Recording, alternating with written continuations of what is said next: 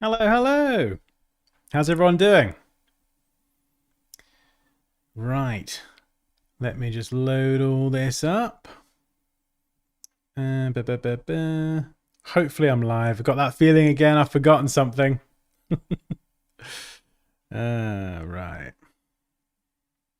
Howdy.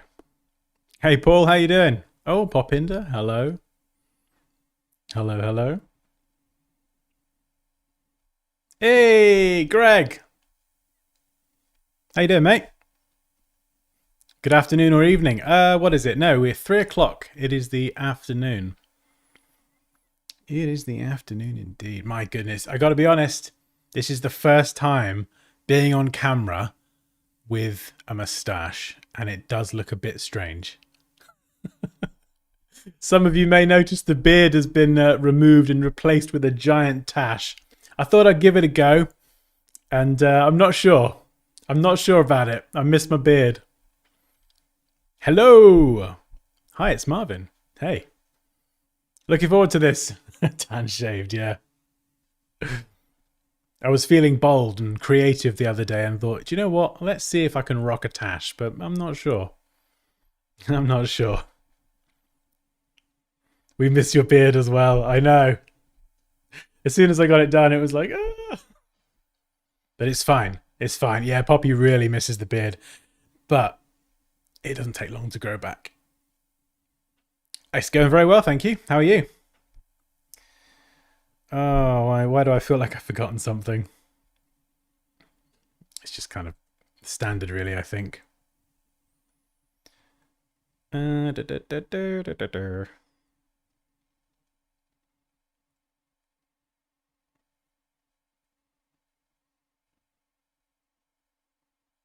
Is the stream running smoothly? Because YouTube likes to throw up errors when everything's absolutely fine. So just double checking.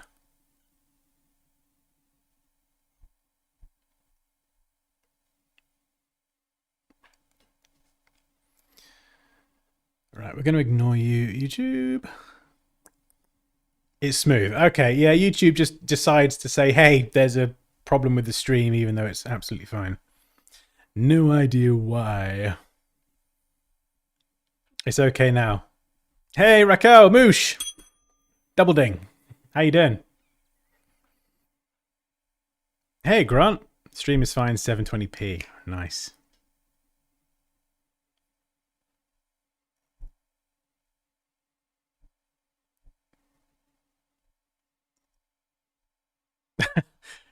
Dan, is that Bangladesh a big shout out? Sure. Here's a shout out to Bangladesh. Hello. I know we've got people from all over the world. It's awesome. I love doing these streams, as you probably know. Right. So for anyone who doesn't know, we've been running a competition, and blah, blah, blah. The competition ends in 2 days on Thursday.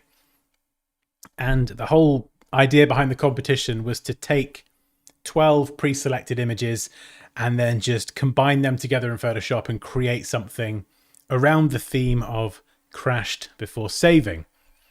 And I know, Raquel, I know the beard has been displaced. I'm not sure about the tash. I'm not sure about it. Don't worry, the beard will be coming back before you know it. But yeah, so the competition was to combine these 12 images together. The theme was crashed before saving, and the entries so far have been amazing. Like, it's so cool to see all the entries in the community. So you've got 2 days left. So if you haven't submitted your entry or you'd like to partake in our competition, there is a link. We still love you, Dan. Thanks, Pops. I haven't been rejected by my family. You remind me of Nigel Thornberry without the beard, respectfully. Right, because you put respectfully, I suspect this might be insulting. So let's just look up who the heck is Nigel Thornberry.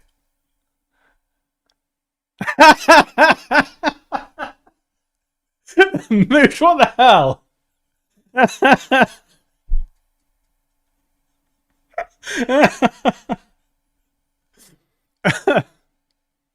Yeah. No, that's fair. I can see the resemblance. Oh, that is funny. That tickled me. That did. Good work. 10 points. I am rounder. Yes, the beard does structure the jaw and lengthen thy face, and unfortunately, that's not the case anymore. So you've just got slightly rounder Dansky today.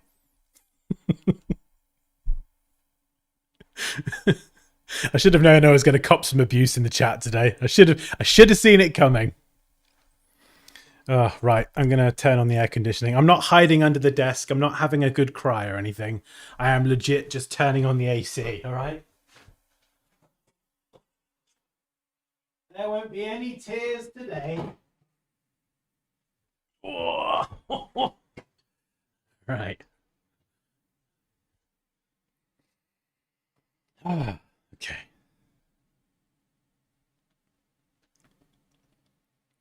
It's fine. I'm used to it. I get this kind of abuse at home anyway. So, so yeah. If you have entered the competition, amazing. If you haven't yet, there is still 2 days. All the details are in the community. So if you want to join the community and enter the competition, there is a link in this stream description where you can do so. He came home and I cried. Yeah, although to be fair, Pops, you were like, it's been an emotional week, so I don't think we can put it all on the beard, can we? Anyway, let's switch to this view, just because now I'm smaller. Oh, funny.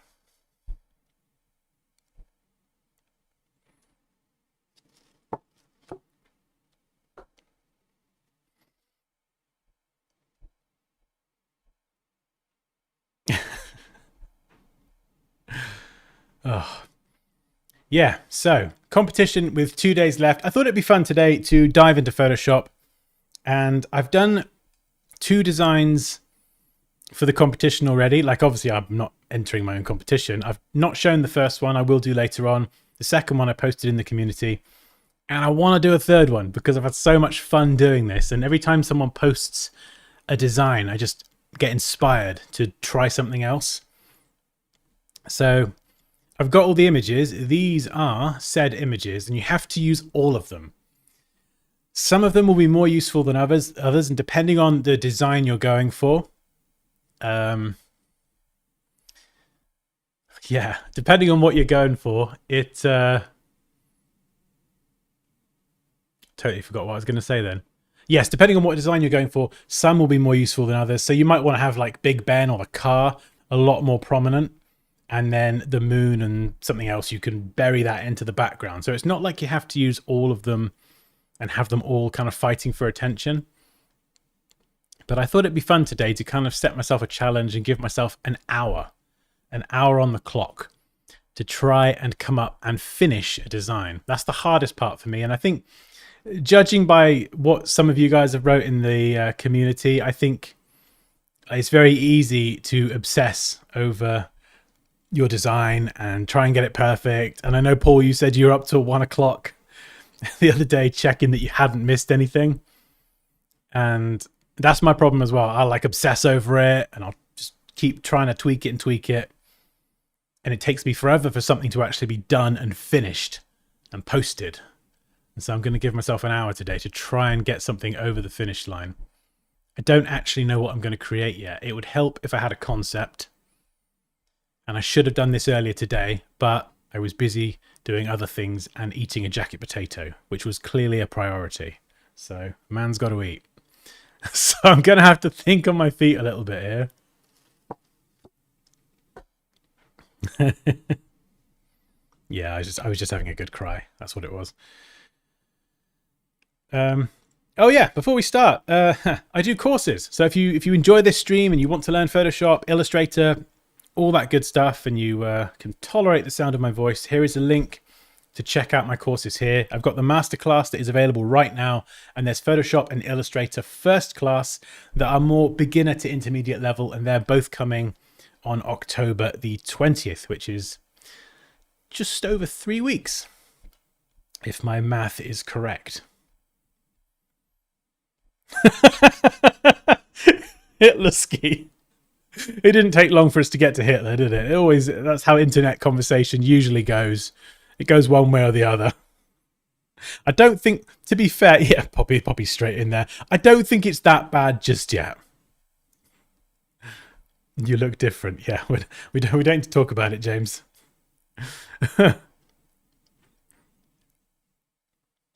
What's a jacket potato?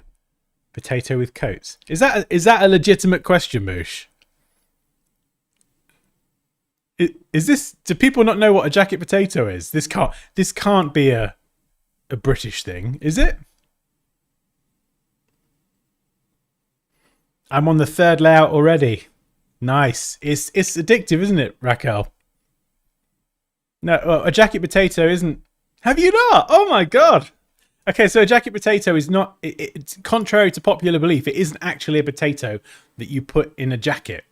It's Oh my goodness! Wow, wow. I don't know if you call it something different in the US. Hang on.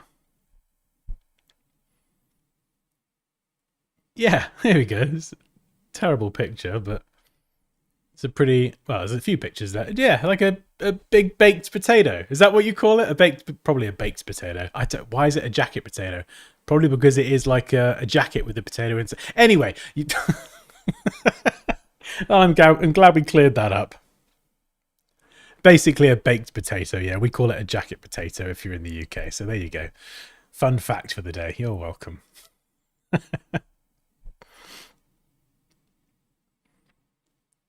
You look more pop. That's very polite of you. I definitely look something. Okay. Let's get some Imagine Dragons on.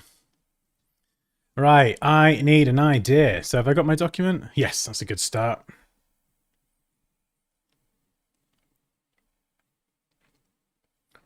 So the size for the competition, the entry size is 120 mil squared. I'm creating mine at double the size, just so I get a bit more detail, but then I will scale it down to post. So we're going to go for 240. I'm listening to Imagine Dragons Warriors Pops. It's probably going to be on repeat today. Oh, I love this song.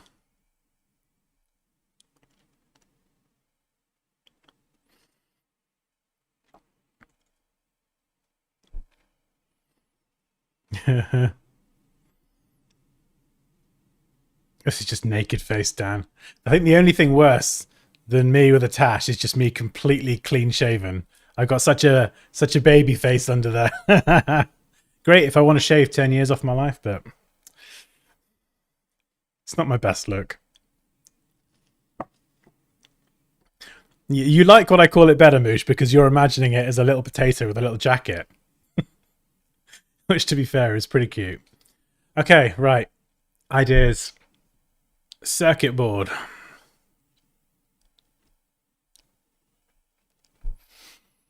I got an hour. I'll start the timer once I've got something. Let's get an idea first. If anyone wants to throw me a bone here, throw me a rope, lend me a hand, lend me your creativity, go for it. What did I do before? I did an axe. And we buried that in the hillside.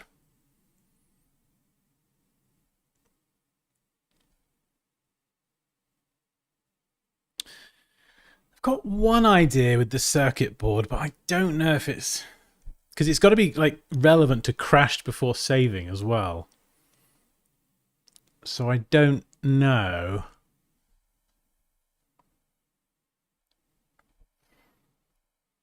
Yeah, we got tools.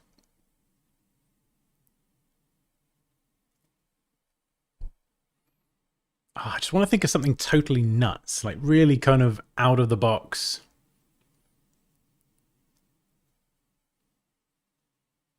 Just madness. Like we've dumped random objects into the countryside a little bit already. We've dumped Big Ben. We've dumped the axe. I don't want to jam something into the countryside anymore. I want to come up with something a bit different.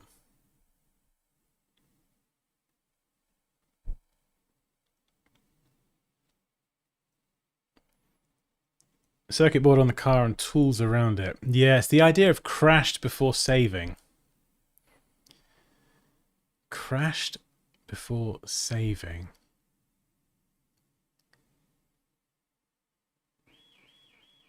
Oh, what could I do? What could I do?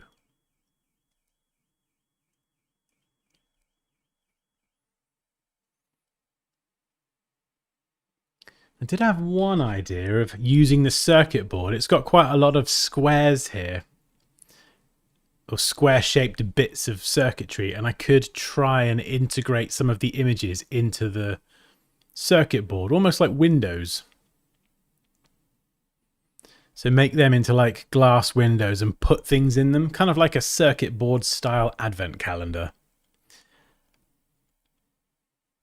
And I suppose because it's very circuitry and electronic, I could add the smash bit to make it look like certain elements have crashed. Something like that? I don't know. Ask AI. Yeah, ChatGPT.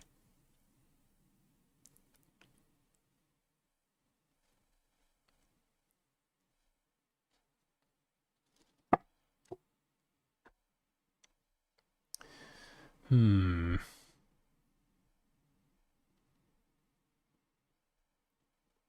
I think the most interesting way would be to combine them together somehow. Like I quite like the sort of surreal stuff.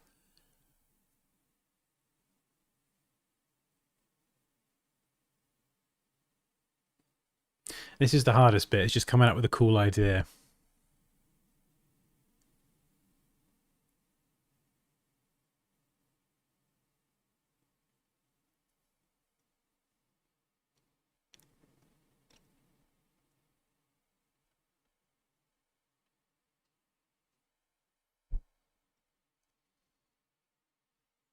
Car.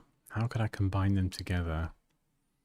Could have the moon being carried on top of the car instead of whatever that is on top on the roof rack. We could put the moon there and it could be carrying the moon. Where does the dinosaur fit into it, and where does Big Ben fit into it? Also, if you haven't entered the competition yet, I have cut out Big Ben, so definitely check the underneath the post, the comments bit where the details about the competition are, because I cut this one out for you to use. It took me about an hour and a half, and it was horrific. And so I thought, I can't let anyone else go through that. I'll cut it out for you. Hey, Tony. Hello, ladies and chaps. How you doing? You could use the square in the circuit as texture. Yeah, that's got some texture in it, or I could fill some texture in there. We've got the bolts as well. I could scatter those over the circuit board. But it's just like, what's the idea? Like, do I just fill the whole thing with that circuit board? Like, let's just open it up. We'll see what happens. So if I stick that in there, and then we take, I don't know, Big Ben for example, because of course all these different images have been shot at different angles as well. So getting the angles to line up can be just as tricky as trying to come up with a good design. So the colors aren't a million miles away. So could we, I don't know how we fit Big Ben in there, or do we put Big Ben in there? So it's like, do you know what I mean? Like it's popping out. Kind of almost like a window into another world. It's like a bit of an advent calendar, isn't it?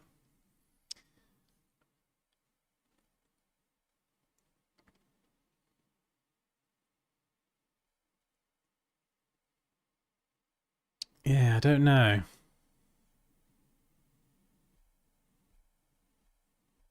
Ridiculously busy. Nice. Always good to be busy, my friend.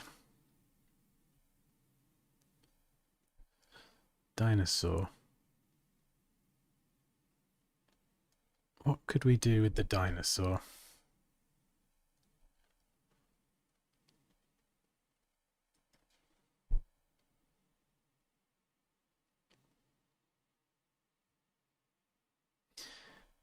The landscape's always a really good starting point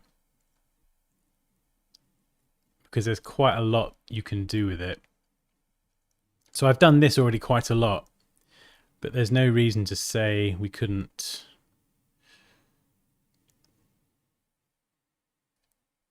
kind of have it on an angle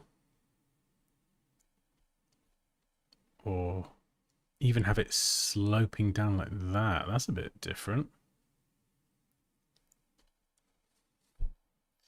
What about if I were to select subject? Let's just try this and see where it goes. We'll run with it for a second. Well, that did an awful job. Let's try and select all of it. There we go. Bit better Photoshop, thank you. And then we'll duplicate it. And then I can rotate it around and try and use this to build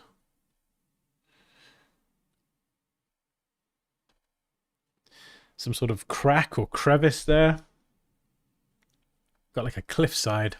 We could rotate them together.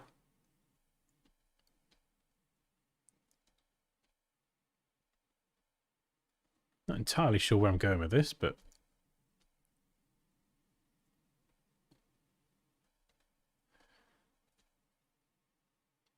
and this is what I always do. First of all, is we're not even getting into the retouching yet. We're just getting the raw concept down. I mean, composition-wise, that's not too bad. It's a bit odd and surreal, and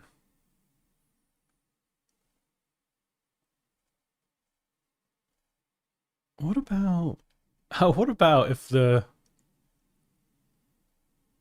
car was coming out of the clock?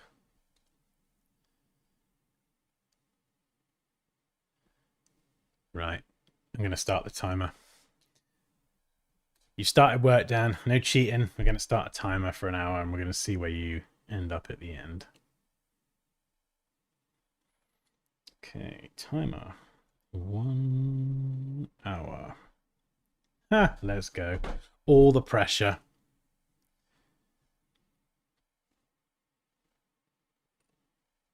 Crashed before saving. So let's have the car. We could have the car coming out of the clock.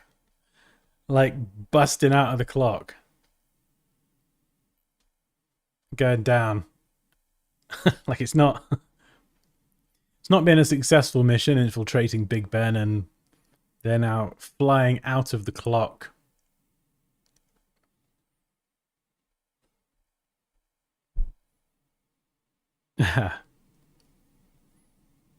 Yeah, the dinosaur is quite tricky. On my first submission, Paul, it's really subtle. So there's like the landscape is very prominent, and I've buried the dinosaur quite literally into the landscape. When you kind of see it, the Big Ben is the most prominent part. You might even miss the dinosaur because it's just so subtle, but it's in there and it ticks the box. Oh, this could be interesting.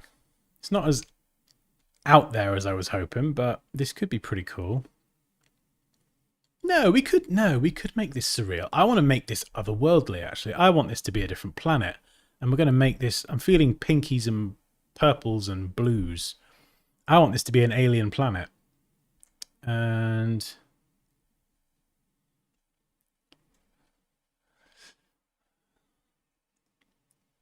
oh, yeah. Okay.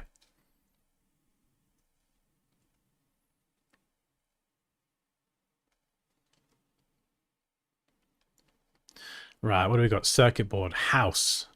Where are we going to put a house?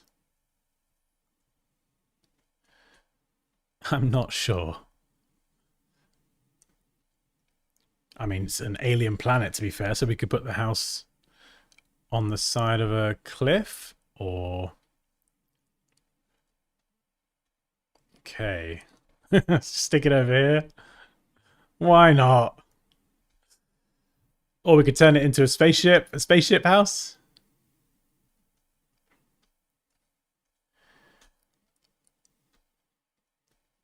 Floating houses in the sky. Yes, we'll use that landscape. That's what we're going to do. Okay. The hardest part for me is going to be realizing this fully as it is in my head within the time limit. So, okay, right, what are we doing, Dan? We're going to cut this out here. I want just the rock. I'm going to mask it. Fix that mask. And we're going to try and get half of this, duplicate it, flip it horizontally. There we go. So it's a bit symmetrical at the minute, but we will be able to fix that. Merge them together. And now I'm going to use the lasso tool to freehand this because I want it to be jaggedy and imperfect. So the more wonky and wriggly my hand, the better. There we go. Squish it in.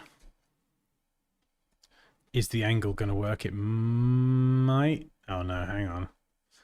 I might have to put the house behind it to create that upward angle, because we're looking at Big Ben from kind of lower down looking up.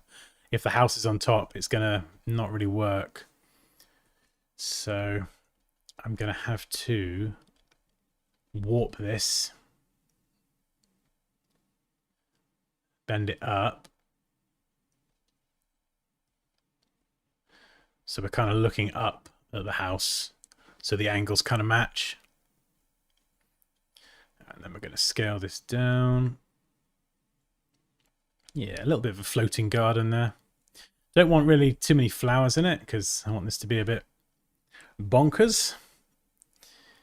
We've got one house there. We'll duplicate that. Maybe we'll have another house off in the distance, and we're just going to flip it around. Make it look a bit different. I'm actually going to make this look more different by slicing down there, just so it looks like two different houses.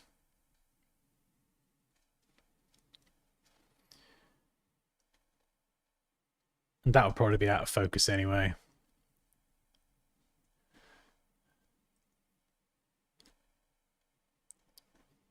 And I might even shorten the chimney. So rather than just kind of duplicating bits, I'm going to try and make them as, as different as possible.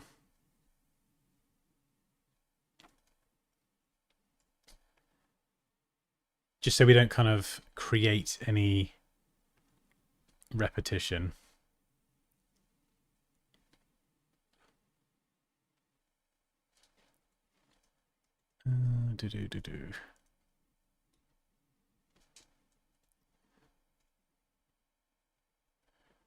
There we go. Slightly shorter chimney.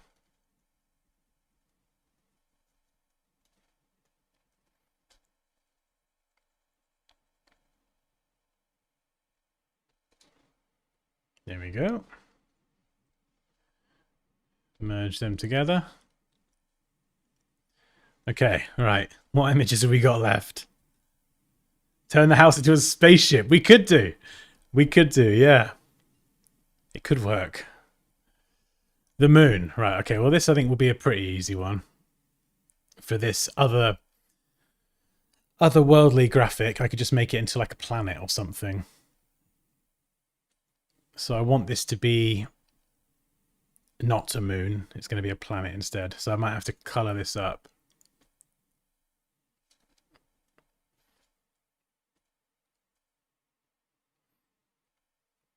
So we'll maybe something like this. I just don't want it to be too distracting as well. Maybe something subtle. Tools. Okay, tools. Glass smashing. Well, that's an easy one. Sticking that on Big Ben.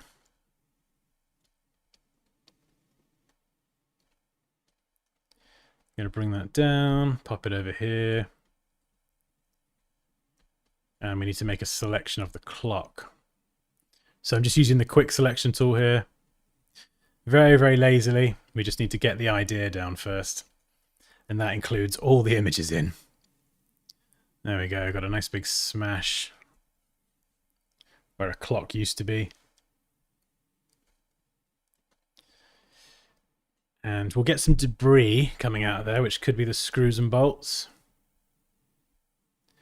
So let's open those up. Oof. How am I going to select all of them?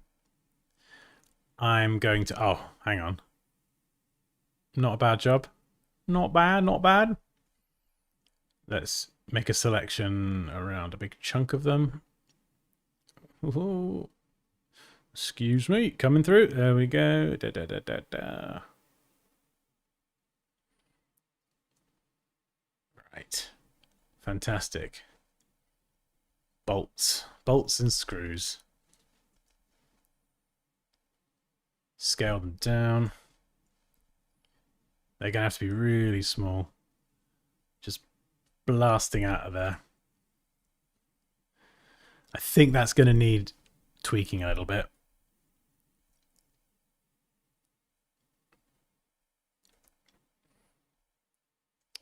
We've got the tear as well. Right.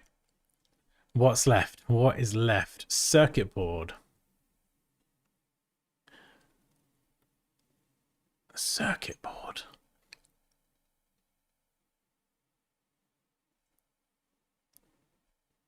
We got a dinosaur. We got to get him in there. That'll be pretty easy, I think. We could stick him up on one of the planets. So circuit board, dinosaur, tear. That tear is tricky. Grunge texture. That won't be too hard. I can blend that into something. Tools. I don't think that would be too hard either. Text could go down here. Crash before saving would kind of fit quite nicely in there. Right, how are we doing for time? Oh, we've used 10 minutes so far. So what I might do is, rather than get every image in there, I might just focus on the core of what I've got at the minute and start retouching this together for now.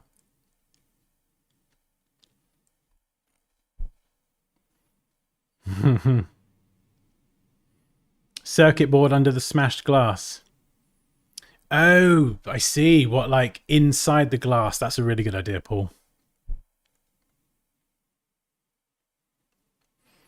The car reminds me of the one from Harry Potter. The dinosaur could go inside the car, yeah?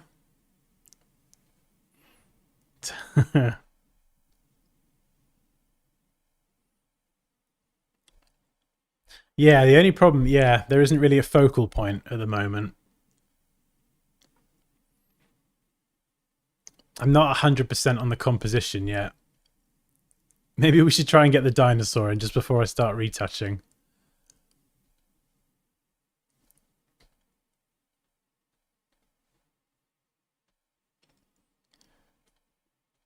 Okay.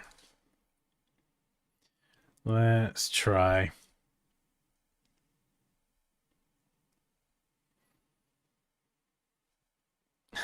Can we... Where are we going to get the dino? We could stick him in the landscape, I suppose.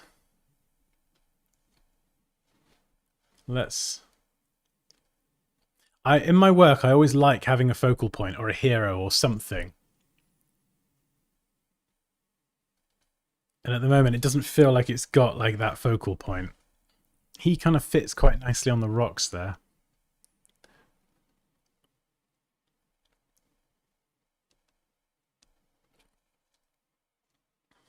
I don't know. What are we thinking? Could be Planet of the Dinosaurs. We could have another one somewhere else. You could have his little dinosaur family up here looking down.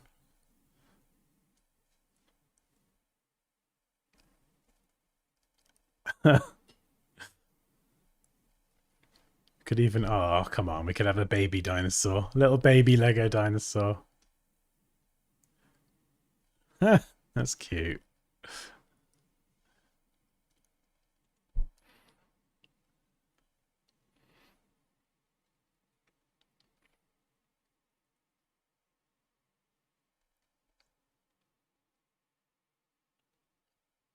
Yeah. The car is the focal point. What we could do is we could actually make this quite dramatic in terms of depth of field. So the dinosaur, the house, the bits up in the sky, that could all be really out of focus. And we could have the car super in focus with the smash happening. And so whilst there's a lot going on, and at the moment we can't see a clear focal point, we could actually make that car the focal point through some extreme depth of field, which could look kind of cool. Poor man's King Kong, yeah. That's a good idea, actually. I like that. Have the dinosaur climbing up Big Ben. Could I do that?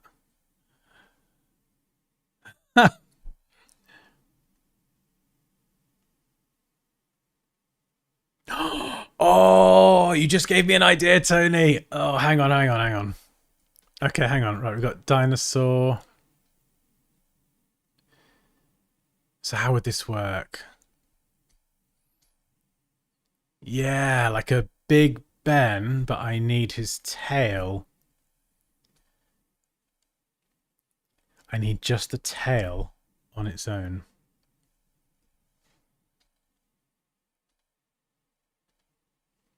Oh, you just give me an awesome idea, dude. If I could pull it off, I don't know. We'll see. Okay. Just the tail. Anyone got any ideas where I'm going with this? Okay, so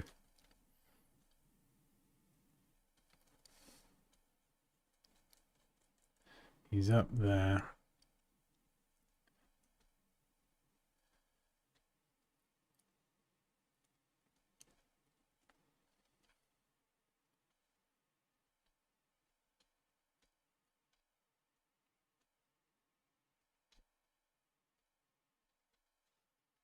We're going to try and warp this to line up with the other tail.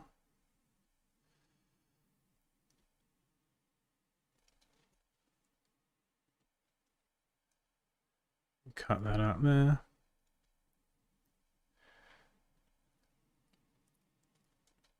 So he's kind of... Oh, hang on, I've put that the wrong way around. Unless I scale that up. I need to try and loop this around. So we're going to go warp. Oh, no. Puppet warp. Puppet warp. If you've never used Puppet Warp before, this feature's amazing. So you can move this around, but if you hold down Alter Option, while you're doing that, you can actually rotate it and bend it. So I'm going to try.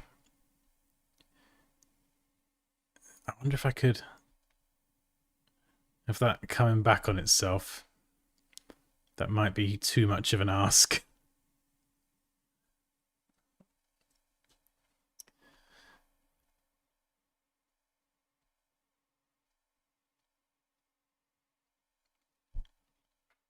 Yeah, I think it needs to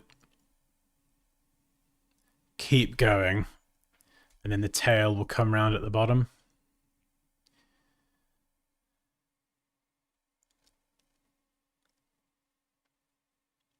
So let's move him up. Yeah, nice. We got our own little King Kong here. So he's wrapped round. And then the tail... Just going to have that peeking out down the bottom there. Something like that.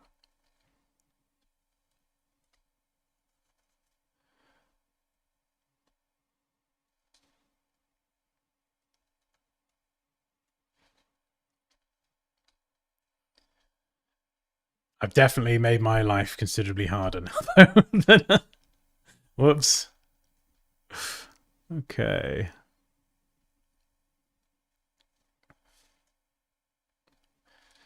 It would help if I'd cut the dinosaur out better as well.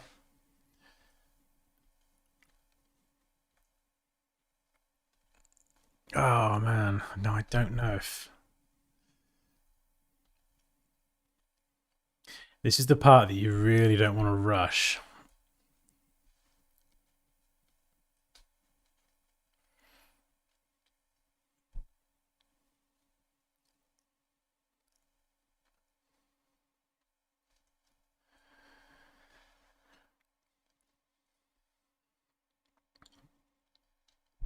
Kongosaurus, yeah, I just love the idea. I love the idea of the dinosaur wrapping around. I think I'd rather focus on that.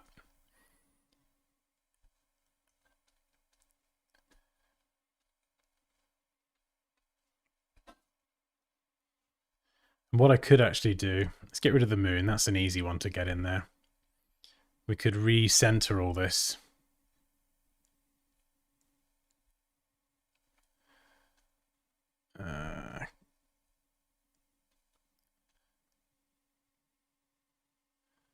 Yeah, so it's a little bit more of that focal point.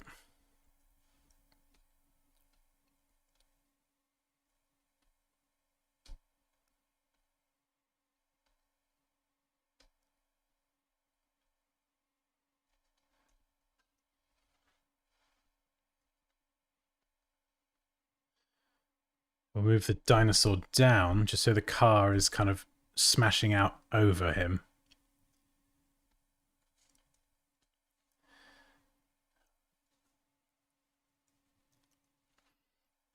Right. This will look cool, I think, but this tail needs work because it looks a bit terrible. That's going to be the hardest part. How am I going to do that? I think I'm going to have to isolate one decent segment like that. We'll get that in. Oh no. We'll get that. Why is it not pasting? There we go.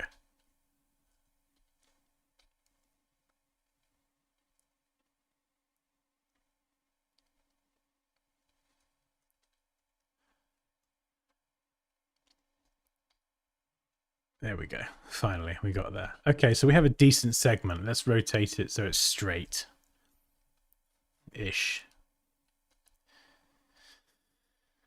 And we'll just retouch this one very quickly. We're going to get the single segment looking good. Just cut it out properly. Because we are going to use this again and again and again. And we may as well get it looking good first. So just get rid of that black, cut it out.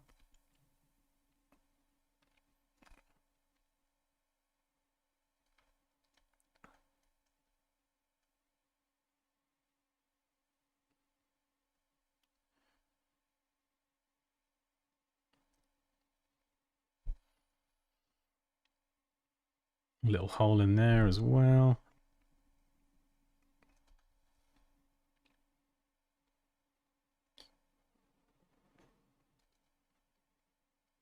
There we go. That's looking a bit better. That'll do for now. And if I call it segment, what I'll do is I'll make this a smart object, because if I duplicate that smart object, I can actually make changes to any instance of it and it will update. So if I want to cut it out a bit better in future, it will update. And I kind of need something going on a sort of curve. So let's just get that out of the way for now.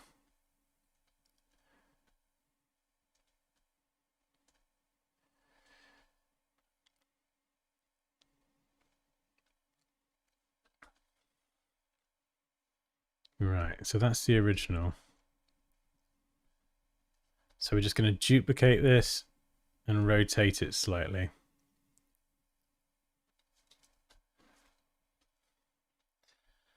Oh, and I'm hoping this is going to look good. If I can try and get this going along a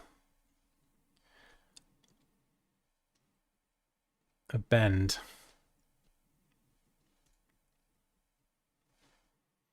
Exactly, that's the goal, is to wrap it around Big Ben. But it's the kind of thing that if I rush it, it will not look good. So I have to get this bit right. The shadowing and the lighting, I think, will be a lot easier, but I've got to get this bit right. And I need these to gradually get smaller as well. So I'll make this one a bit bigger at the top end. And then just start to free transform them down ever so slightly.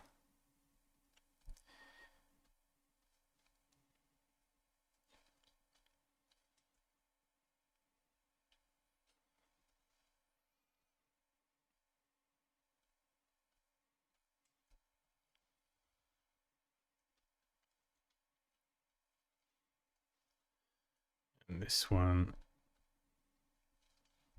is going to need to be behind because it's wrapping around. This one here, again, would be behind. I'll need to add some shadows to that one.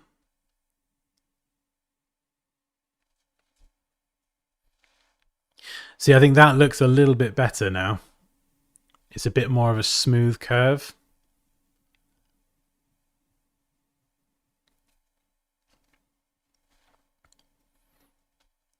Although this part here, I will still use that.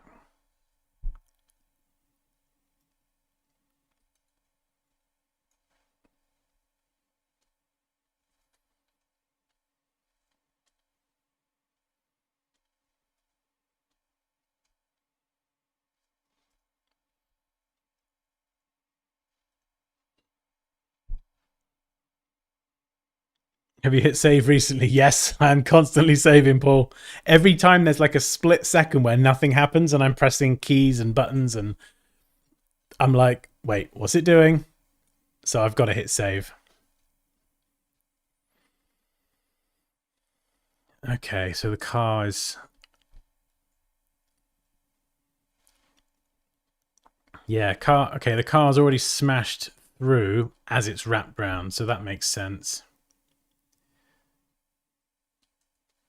And I'm just going to make the hole a bit bigger.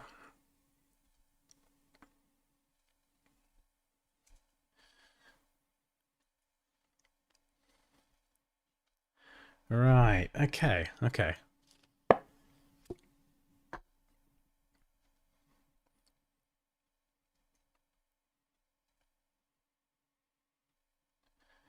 Let's get all these segments up. Let's group them together. Call it main body. Time. I got 34 minutes left. Ah! I want a slightly steeper angle, so we're just going to tweak that there. And I'm just going to change the levels on these back ones to make them darker. That's just going to help me quickly visualize the depth of how they're going to wrap around. And they need to be behind Big Ben as well, so I can see all the other stuff in front. So that one, send that to the bottom as well. So you see now, I can visualize the wraparound bit a little bit easier. And that fits there nicely. Send that to the back as well. Actually, no. Keep that on top because I need this tail to come through.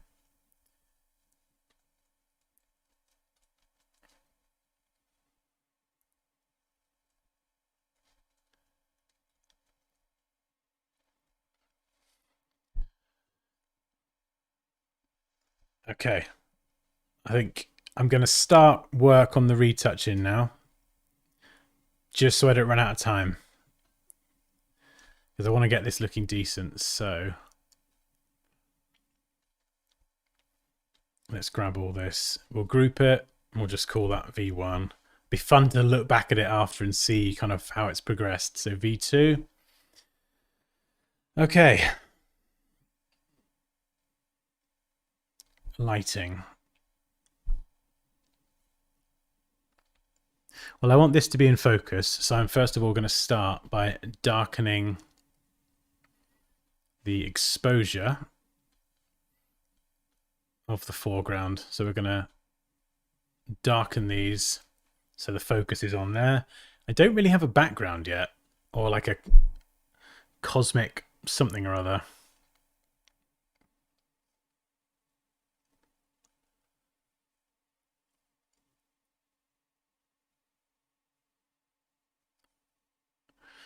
Oops, what have I done?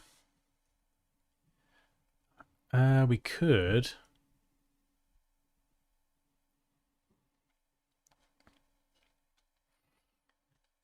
So as per the rules, we can't enter prompts for specific things. However, we can use generative fill to remove things. Just so we're not like having the whole thing AI'd up. But if I use generative fill, I'm kind of hoping that it will generate some clouds in the process of removing Big Ben.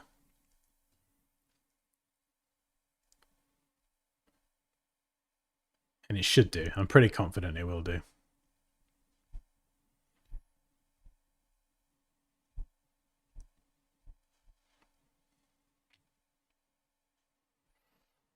There we go. Nice. Right, I've got some clouds. There we go. That could be a background. Let's paste that in there like so.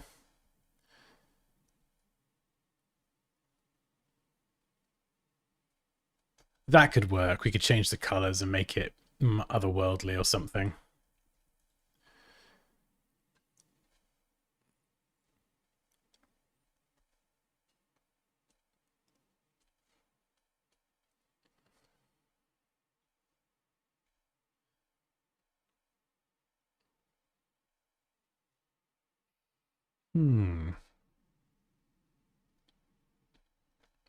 Right.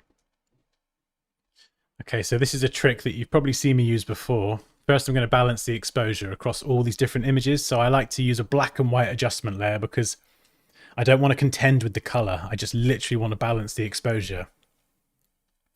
And so all these images have been shot under very different lighting conditions. So you can see the dinosaur. It's got some very, very bright areas.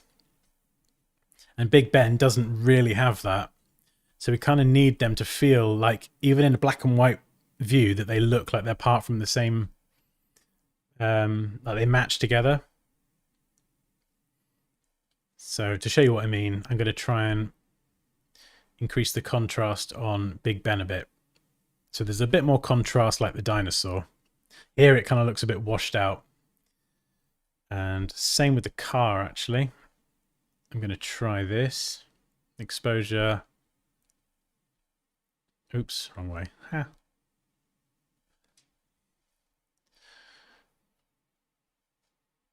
And this needs to be darker anyway in the foreground because it's going to be less of a focal point.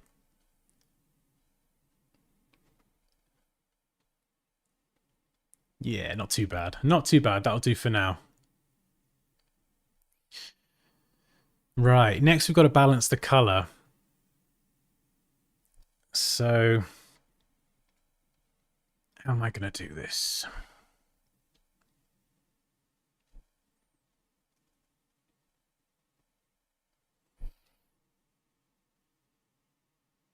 No, I should still balance the color. I was toying with whether to actually balance it or not because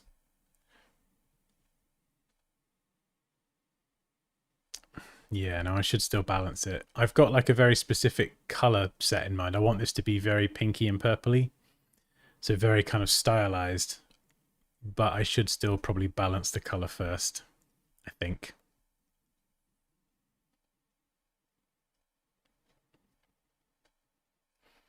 Right, let's just put this part of Dino behind Big Ben. There we go.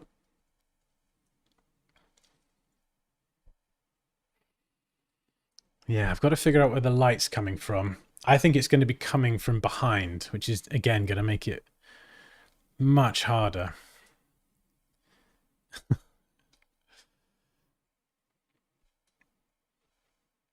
You're going to have to add some dramatic rim lighting, which is something that I definitely find challenging.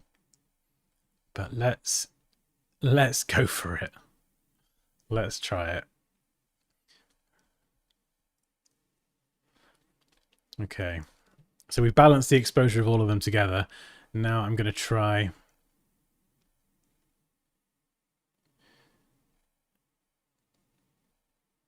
and add some dramatic rim lighting. I'm going to use a softer brush for this.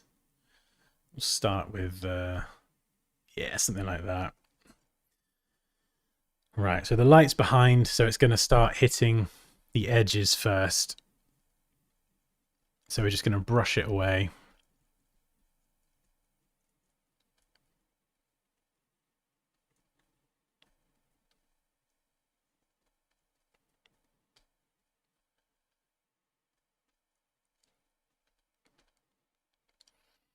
And let's see if we can do this with our dinosaur as well. So we've got main body. So now I've got to go and darken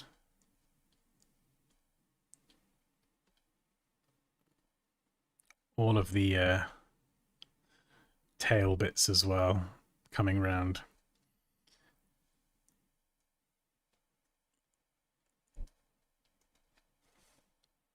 And these bits here, they're going to be hit with light from the side, so they're not going to be as dark. Same as that bit on the end there.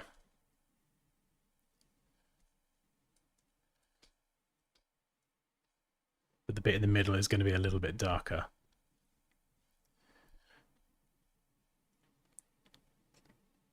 Yeah, it's not looking too bad so far. The thing that will really make this pop is the thing I might not have the time to do at the end, and that is go through and add shadowing to each segment individually and add highlights.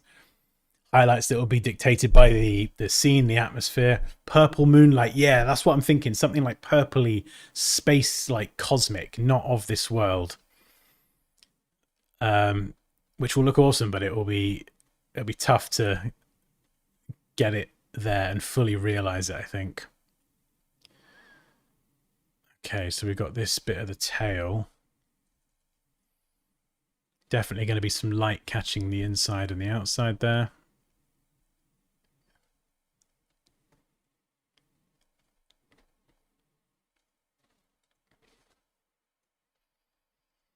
And we've got the car as well, so we're going to add a curves adjustment layer.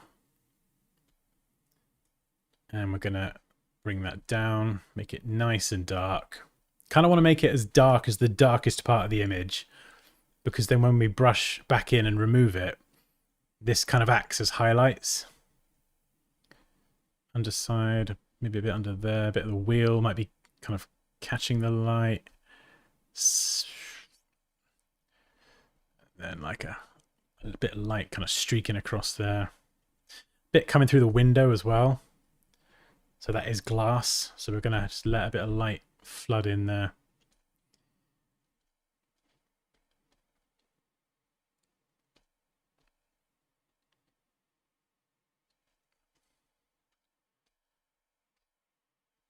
Yeah, there we go.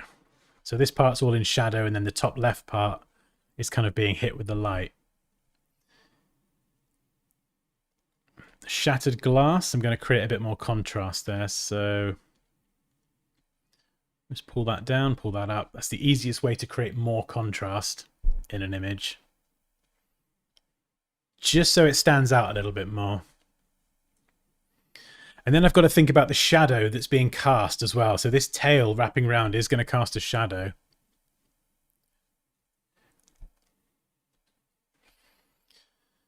But we'll come back to that. We'll come back to that. The hardest bit now is... Oh, the dinosaur's a bit too bright still, actually. So we're going to have to darken Dino Dude down. Or Kongosaurus, whatever he's called.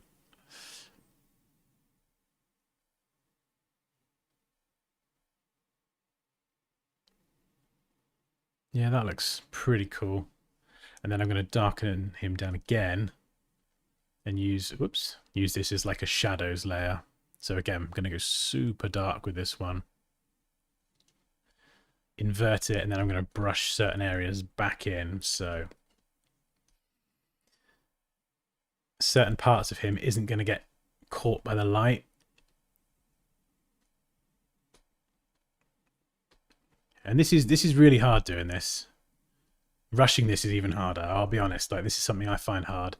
And it's something that I'll go through and do again and again. I'll be like, oh yeah, these shadows look a bit rubbish, and I'll keep redoing it. People like Benny make this look easy, but it really isn't. At least for me. Ha.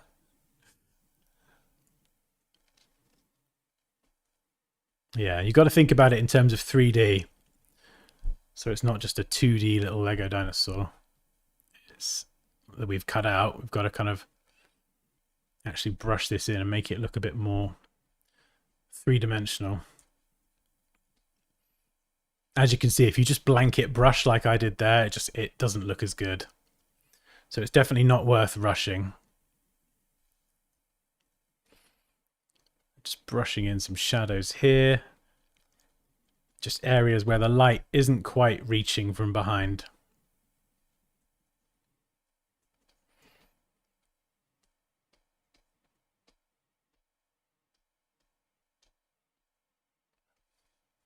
Same with the teeth, shadowing that left side.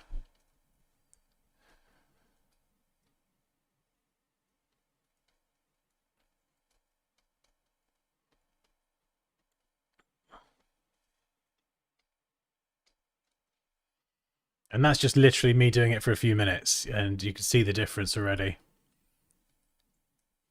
And the great thing about this, all this is flexible, so you can turn these adjustment layers on and off.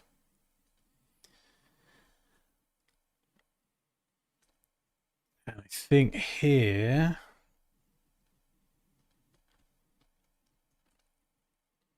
Oops, that's the wrong layer.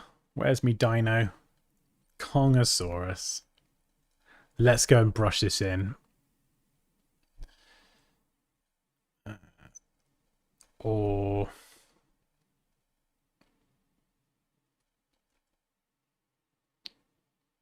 No, that's okay, actually. It looks weird now because this bit here of Big Ben is really bright, and it wouldn't be because he's blocking the light. So again, you've got to think about this in like a three-dimensional space. So I'm going to have to go back to Big Ben and add a curves adjustment layer just to this bit to account for Dino blocking the light. So make it super dark. We're just adding this here. I'm going to go even darker, actually.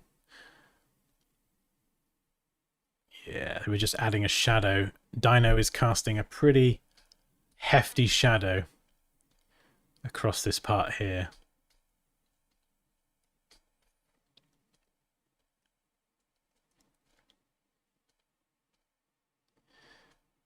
And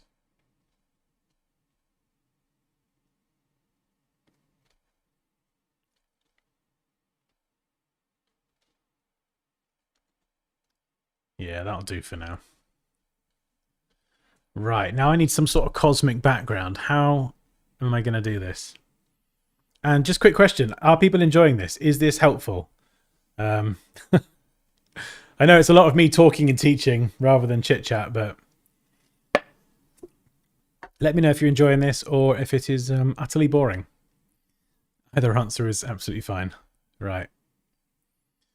Clouds. Yeah, clouds. Right, let's use this to lay down some color. So you can see it looks like this at the minute, which is okay. It's not the best, but I'm going to start adding color and stylizing this now. We like the talking and teaching. Oh, excellent. Very good. Excellent. It's just weird for me. I'm like, just literally, it's me talking. There's always that part of me that's like, are people not sick of listening to the sound of my voice? Okay, right. Yeah, we're gonna... This might work and might not. I hope it works. It's kind of... It feels like cheating a little bit, but it's not, because it is going to be stylized.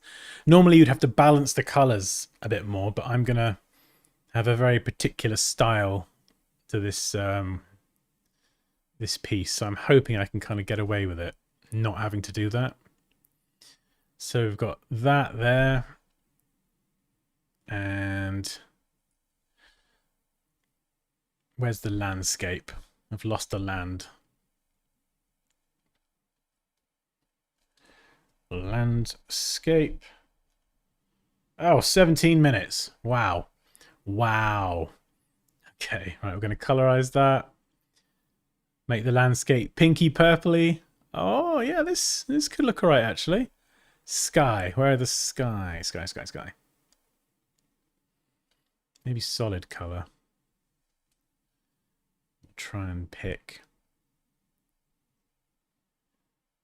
It doesn't look red to me.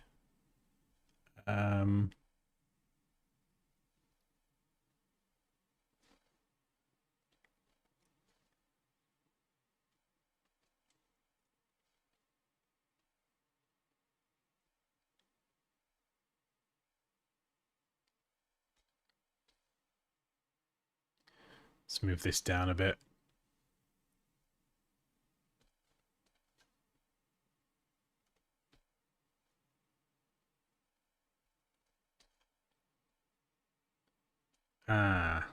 Oh, there we go.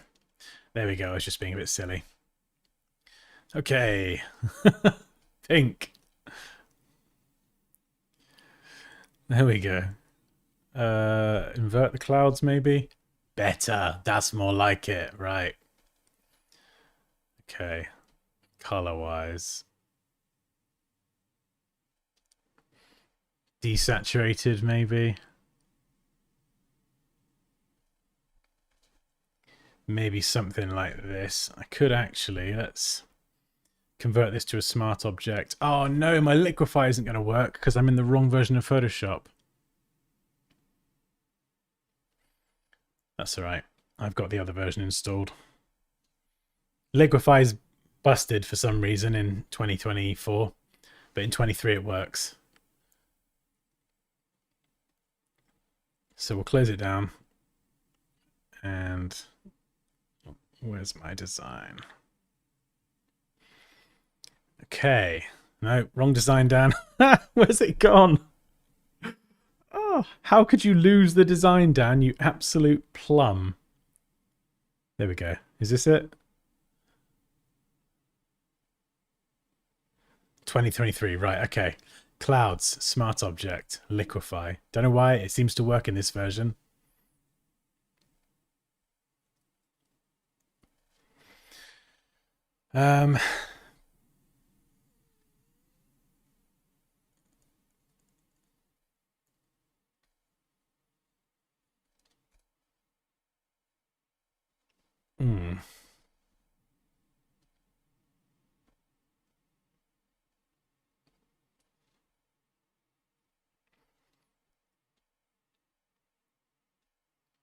It's not quite what I was hoping for. Let's instead try path blur. This is kind of cool. You can blur along a certain path. So I could. Never quite used it this extreme before. Could we...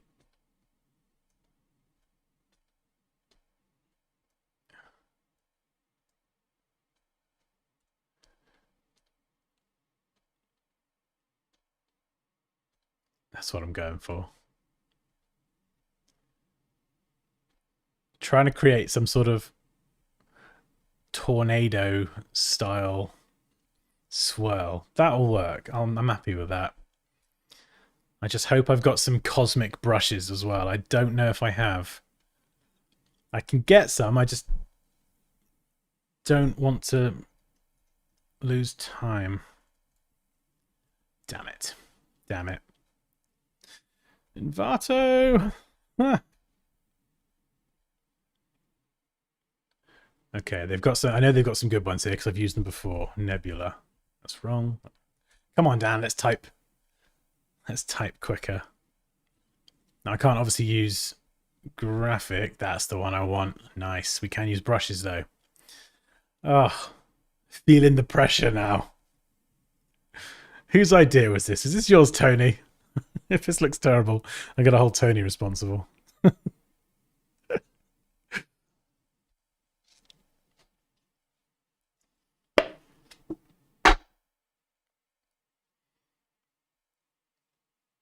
Okay, brushes. Right, let's go.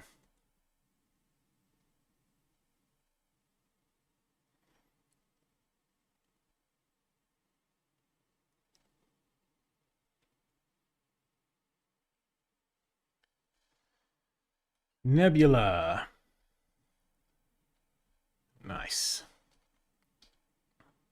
Oh, delicious. Would you look at that? Ah! Yes. Okay. That looks freaking awesome. I did not expect it. That is doing a lot of the heavy lifting, to be fair. Okay, so right, I might have that at the top. Like that. And then we'll do another one. I want some background cosmicness.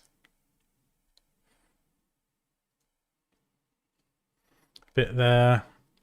I'm gonna see. My advice is never become too dependent on overlays. Yeah. That's the mistake I made. It's being too dependent on them, and it can ruin it a little bit. That's more like it. Yes, that's what I want. That is what I want. Rotate the brush using the arrow keys. Beautiful.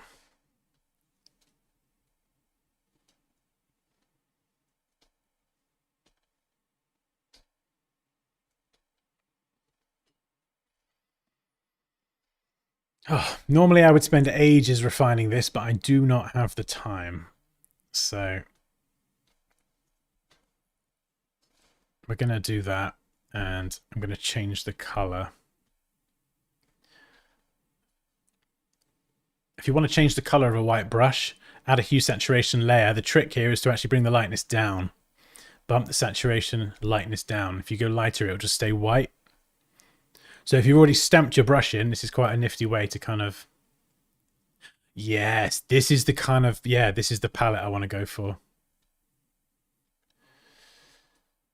Oh, I just got to make everything else match, which it doesn't now.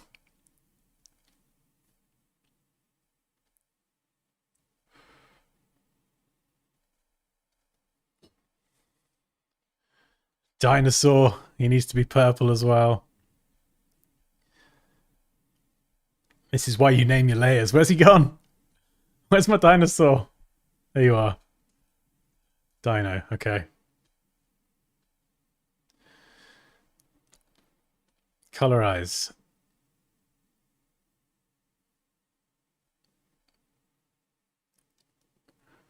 There we go. Color correction's not the best, but that is the kind of thing that, for me anyway, it takes time. And then where's the main body?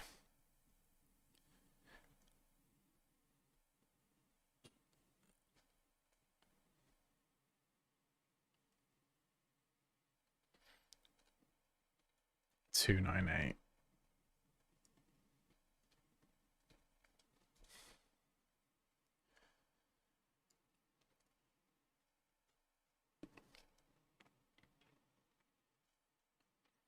Yeah, the weakest part is the lighting of the dinosaur and everything right now. I'm probably going to have to use my last 9 minutes to do that, even though I won't get all the images in, which will be unfortunate.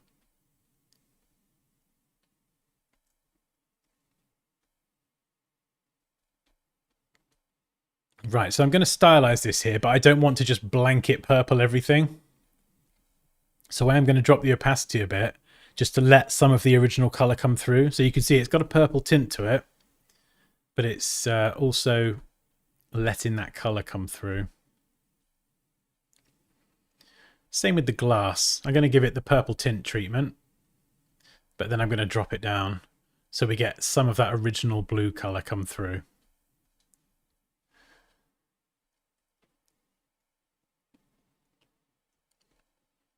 Oh yeah, the lighting on the dinosaur. Oh, it looks awful. Let's dial those shadows back a bit. Yeah, maybe I could actually just dial that back a little bit.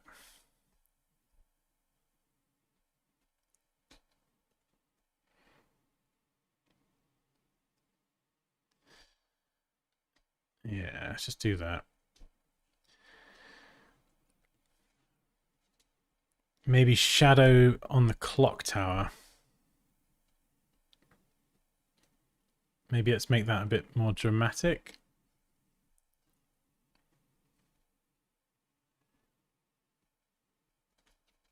And again, the color.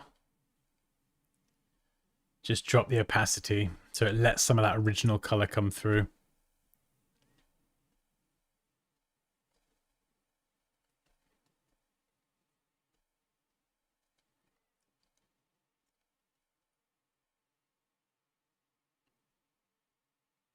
Ooh, that looks kind of cool.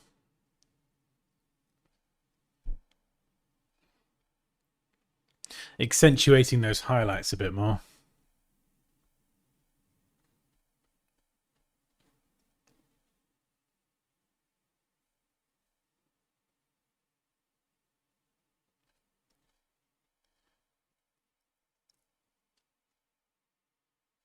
And I'm just going to add some fog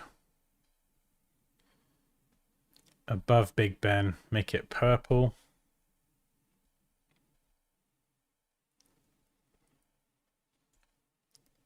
And invert it, soft brush, opacity 2%, real low, and we're just going to brush this fog in. Mostly around the bottom.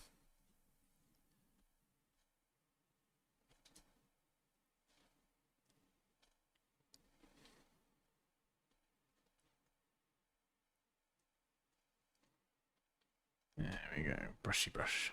Let's bump it up a bit. There we go.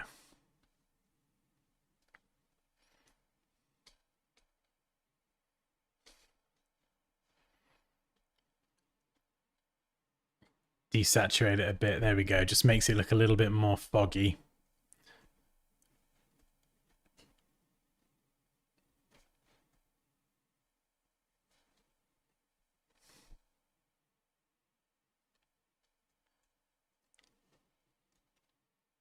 And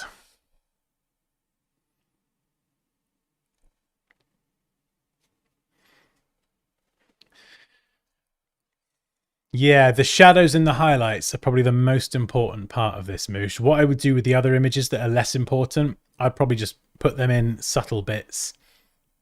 The grunge texture I might put on the dinosaur. Bits of circuit board I would integrate into him. I might dump some stuff into the landscape like it's smashed out of here. Have it flying off the car. Little bits, but this is the most important bit, is the shadows and the lighting. So if I try and do a bit more shadow here on the main body, curves, I'll try and show you what I mean. Real dark. Invert it. Let's crank that brush back up.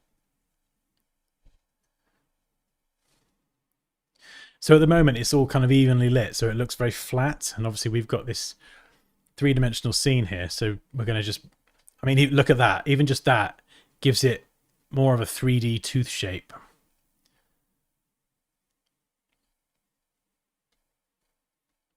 Just brushing the shadows in on one side in particular.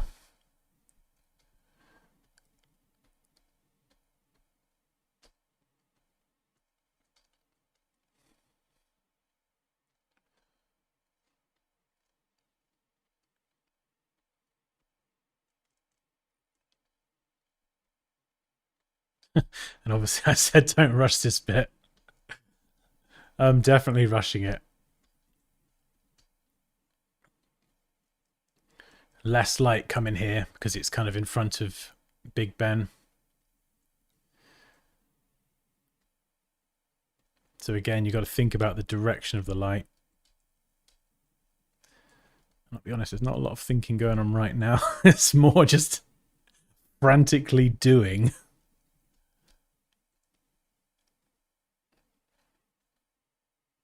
But this is the kind of thing that I got to stress, this can make or break your design if you do it wrong.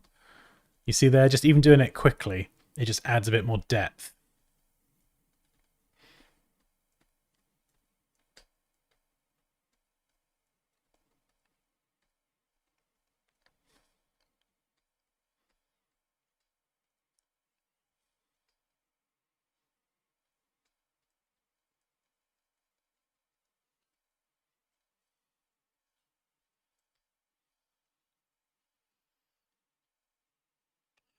And I think a shadow to Big Ben would help this. It would really help it stand out. So let's go and add this here. How long have we got? Oh, 2 minutes. Fantastic.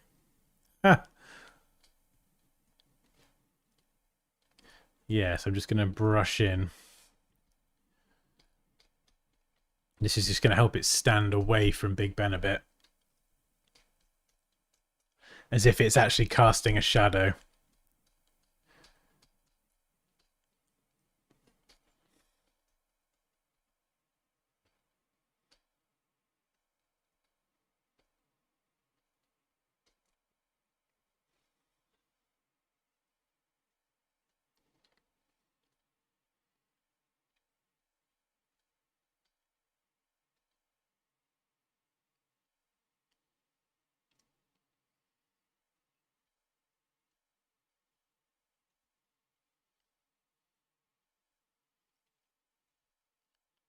Sometimes a nifty little trick, just duplicate your single brush layer and change the blending mode to something like overlay.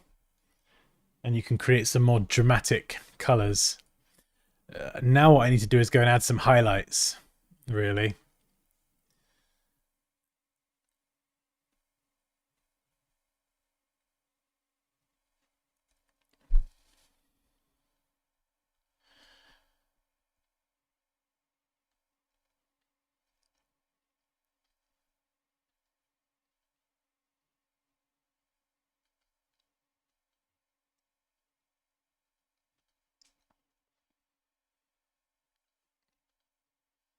This is where you do want to start using blending modes. Kind of brushing in. Oof, that's a bit too strong.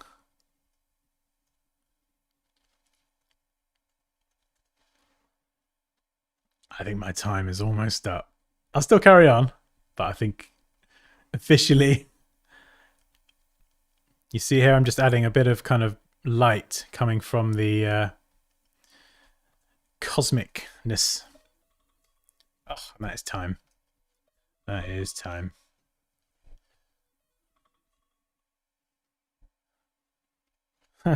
Okay.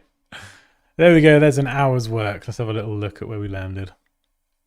It's not too bad, considering the idea was a bit bonkers. So that's where we started with the kind of base idea. Probably just a bit more than an hour, I think, but that was the base idea. And then that's kind of where it got to. As you can see, the lighting still isn't quite right. Still needs work.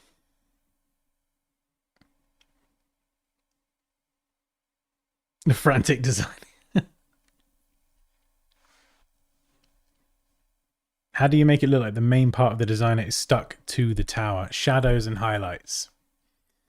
100%. Yeah. I'll go through now and I'll keep working on it anyway.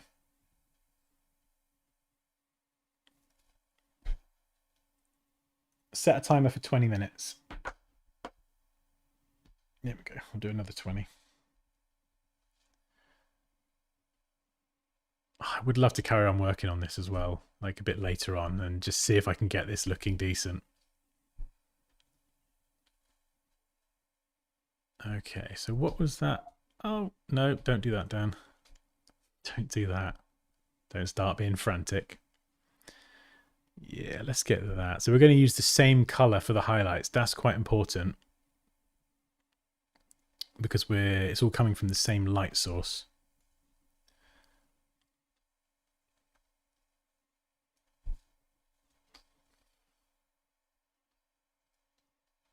So just adding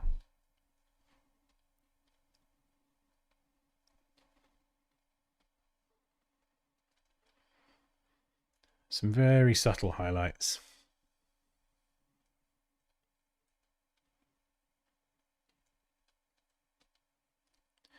Coming from the cosmos.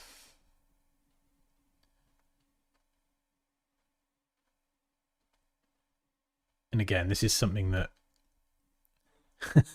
some people on YouTube make look very easy. I do not find this easy at all. I can get there and I can get it looking good. but it does take me a while.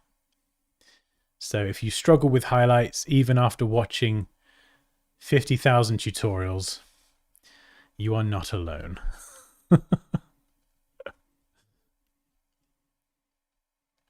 Having a graphics tablet or a stylus does help. It's not essential at all. And it is, again, the kind of thing you don't want to rush. So I'm just kind of, I am rushing.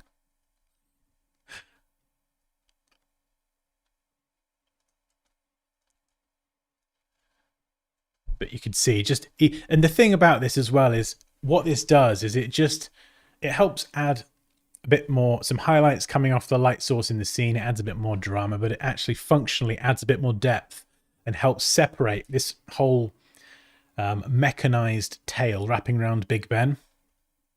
It's all very dark. There's lots of shadows. So functionally, this actually does help separate it from the background, which is, or separate the two objects apart, which is quite useful.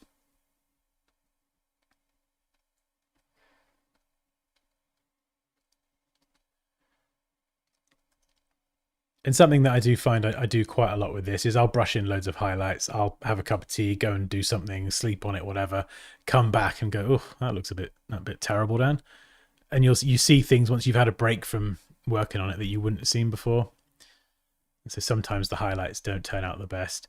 These are kind of more of the kind of rim light, sort of that edge lighting.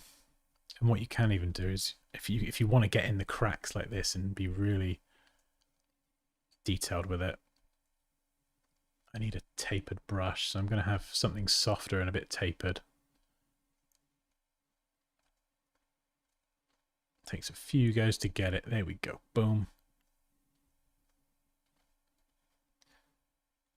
And then we can just soften that. If you want to get really detailed with it, you can add the rim lights to all sorts of edges. So like this edge here, I might add it to.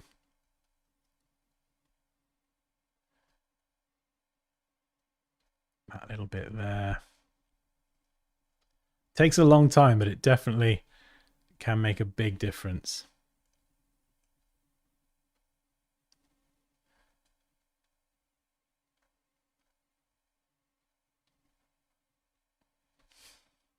In fact, it makes a huge difference. It can make a design look 10 times as good if you kind of get the rim lighting right.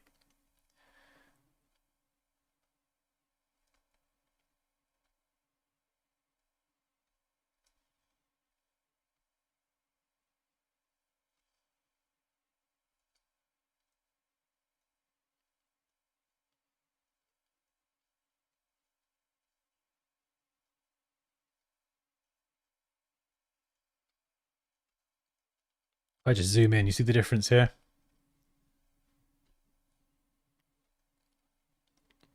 And that's how it, yeah, this is that's it before, and then this is just after. Makes such a massive difference, and it just looks so damn cool. Real cool.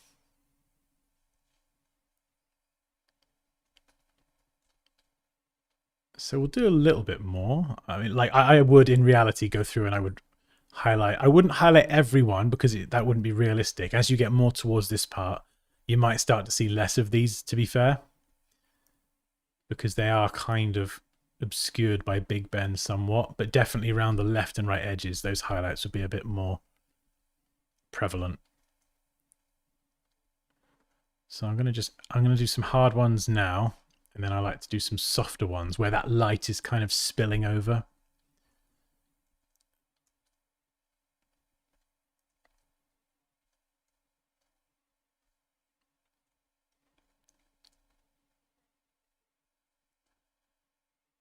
What else? Where else is the light catching? Maybe a bit there.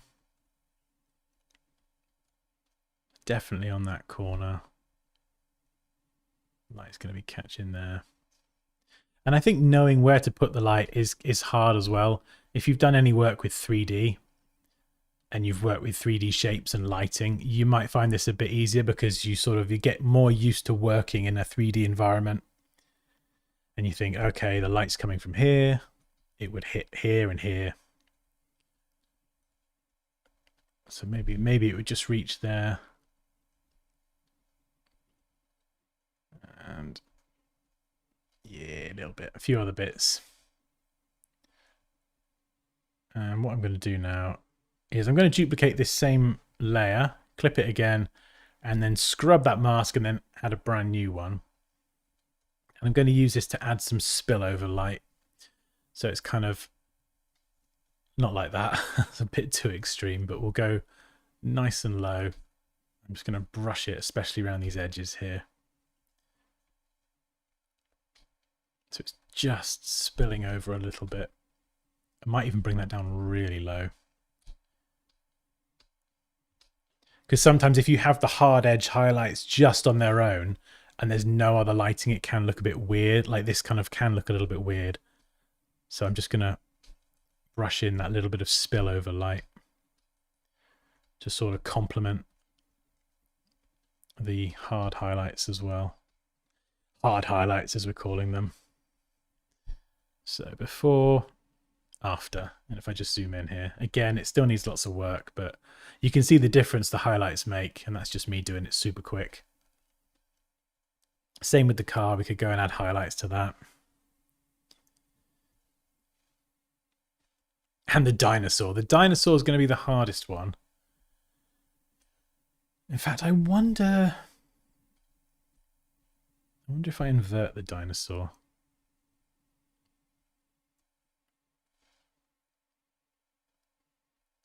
I wonder if I could make him a different color. More of like a grey mech dinosaur than a white one.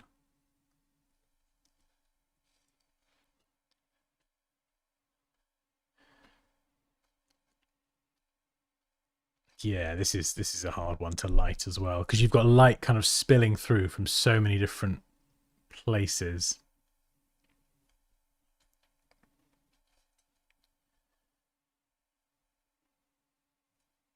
Yeah, let's move him in there. I think that's a bit better. At least now he kind of is flush to the side of the thingy-bob. Big Ben, that one.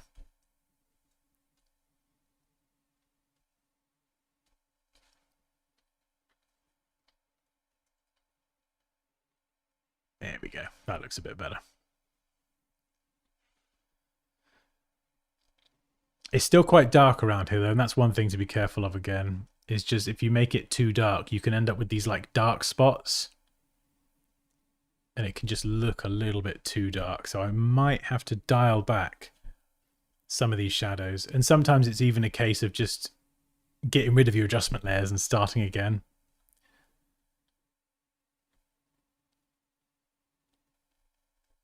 Because it's definitely something I've done in the past where I'll add loads of adjustment layers and keep adding them to try and fix a problem. And actually the best course of action is to just delete them all and start again.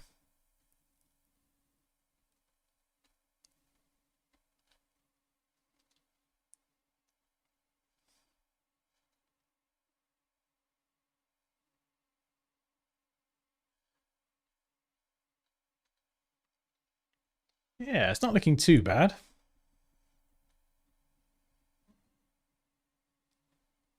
I might change the color of the car, actually.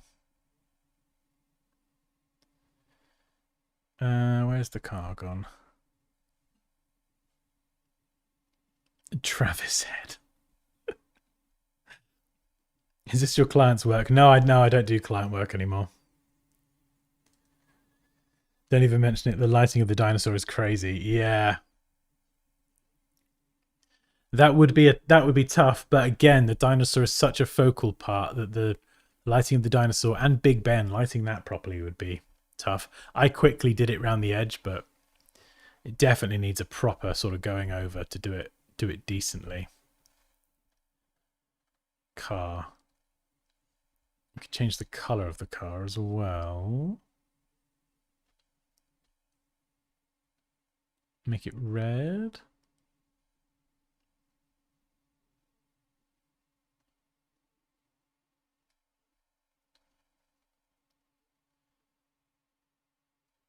Or like a yellow taxi color.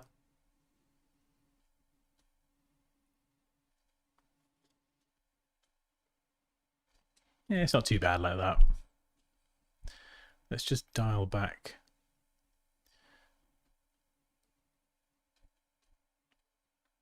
the cosmos a little bit. Maybe.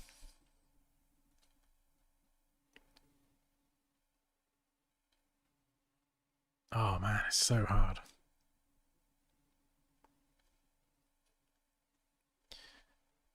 What else have we got? We've got the landscape. God, the amount of layers is bonkers.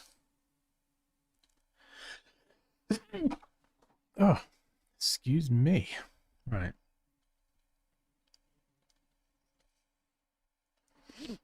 And the same thing with the landscape as well. You know, we could add some highlights to this. There's certain parts that are being lit a little bit more than others. So again, lighting is just such an important factor to consider.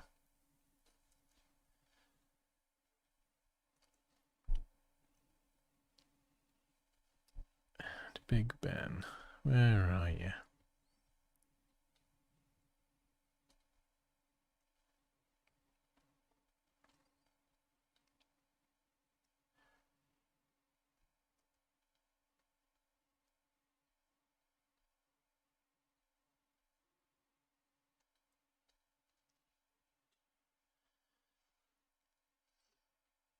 Yeah, not too bad. Right, where's the highlights? I need to add some highlights to Big Ben as well.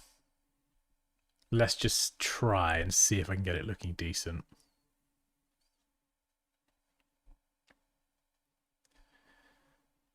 Where are you, Big Ben?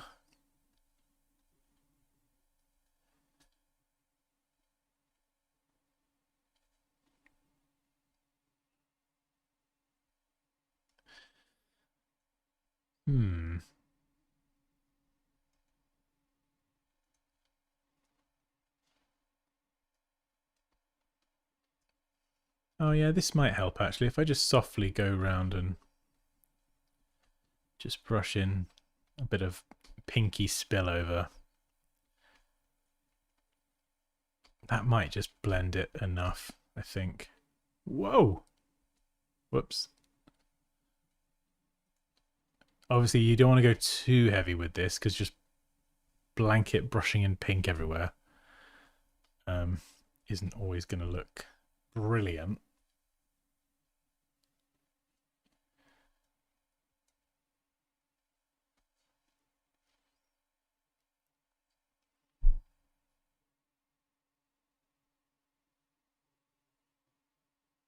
Oh, it's not too bad, but it's not. There's something that's not quite right with the lighting and the shadows. I think the car's all right. Probably Big Ben and the dinosaur. So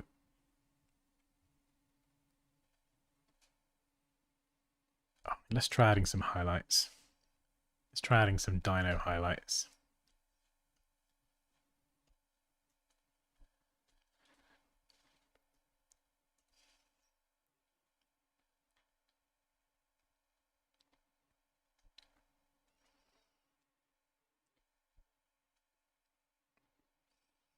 And I should kind of cut around this a bit better, really, before doing this.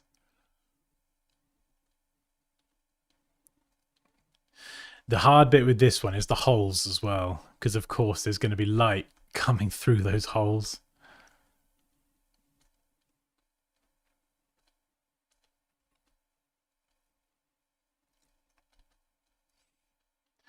But again, this does help separate him from the background somewhat.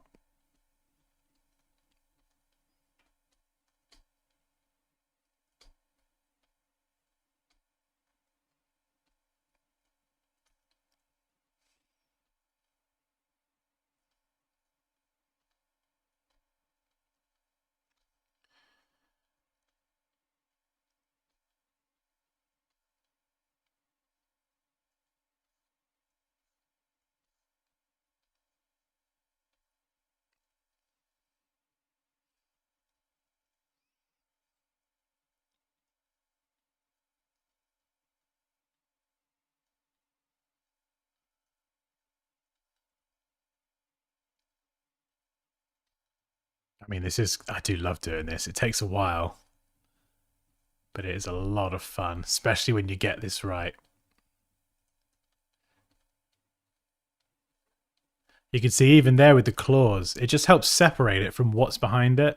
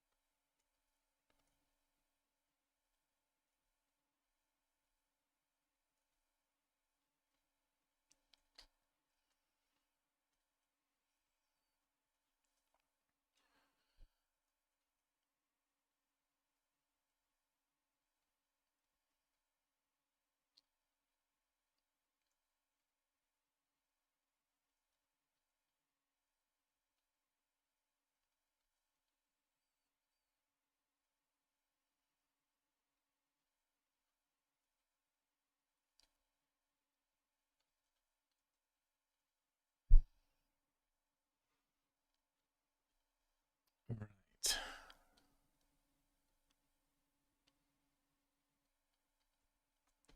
Ooh, yeah. A little bit more contrast.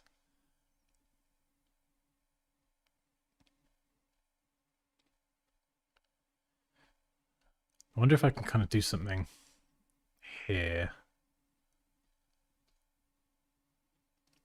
Oh yeah, this could be, I don't want to be too lazy, but I can use that original curves layer to try and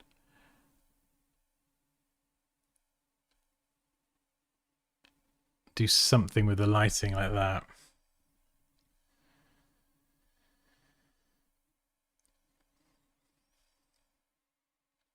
Yeah, it's better. It's definitely an improvement. Oh, thank you very much. Hey, Rajiv, how you doing?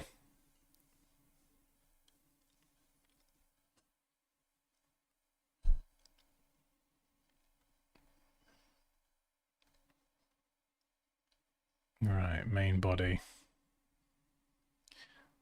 Oh, it might even be a case of actually dialing this back a bit. If I brighten it all up, it might help it stand out. It's all just a bit too dark and murky at the minute. And this is something I do. I think you get better at it the more experienced you get, but like I find that I constantly go backwards and forwards as I'm trying to get the balancing of the lighting right.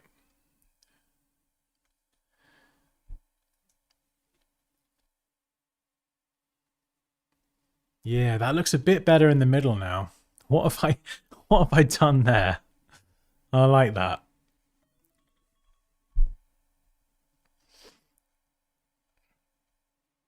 It's not too much, but it helps the dinosaurs stand out a bit more.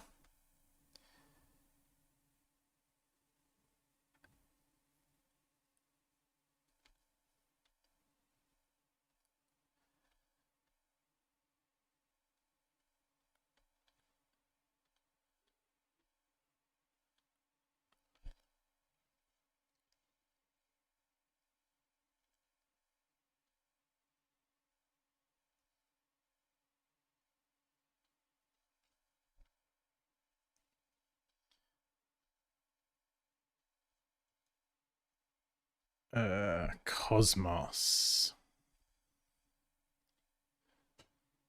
This would have probably helped a bit. Like I know where the light is, I could have turned that off and it would have helped me focus more on getting this right. I think got the fog as well. Probably should turn that off while I'm working on it. But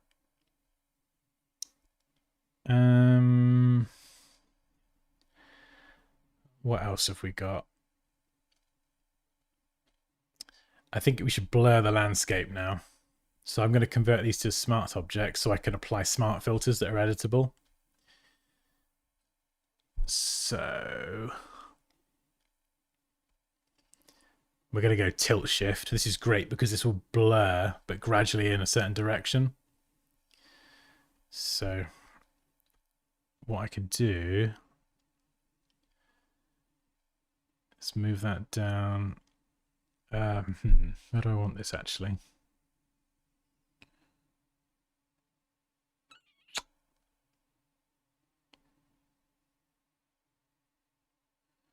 Yeah, I want to move it like this.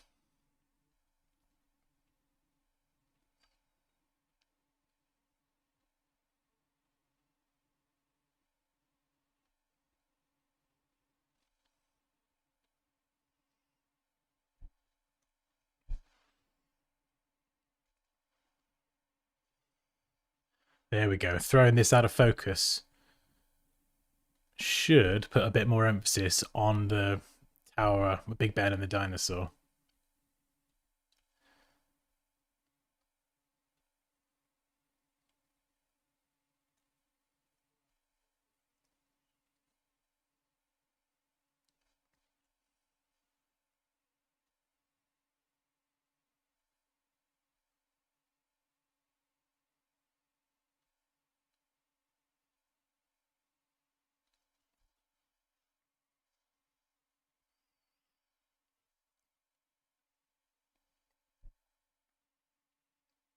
And let's add some particles as well. Particles are always nice. You can search for dust or dust particles. Get some quite nice brushes on Envato Elements.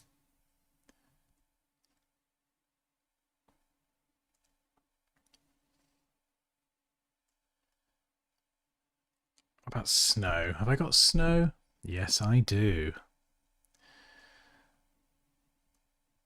I mean, these are great. You can just stamp them in and then boom. It just adds a little bit more.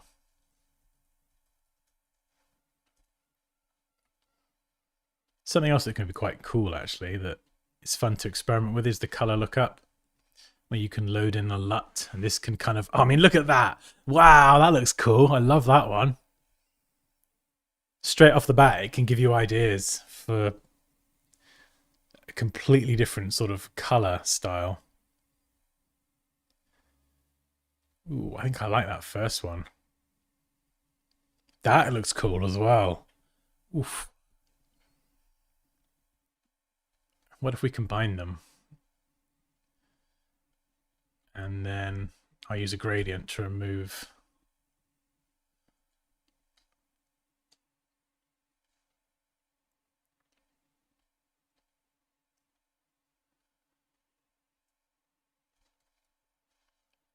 That looks cool. I like that.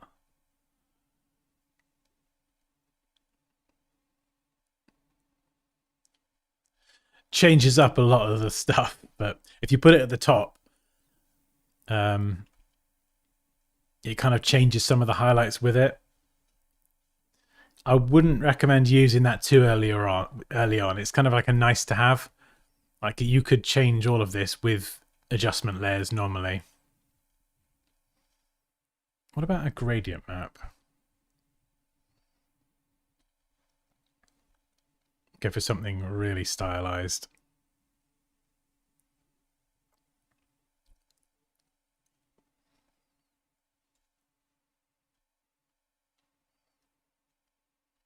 And this feature is really useful because it lets you remap colors in your design to different colors.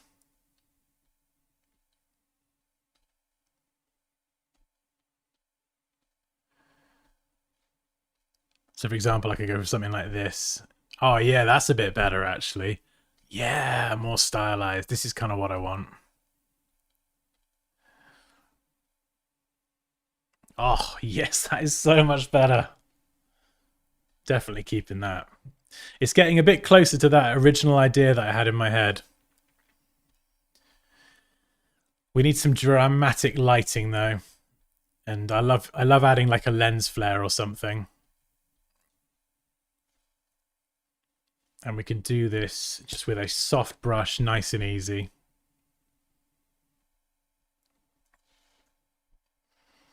So what I'm going to do is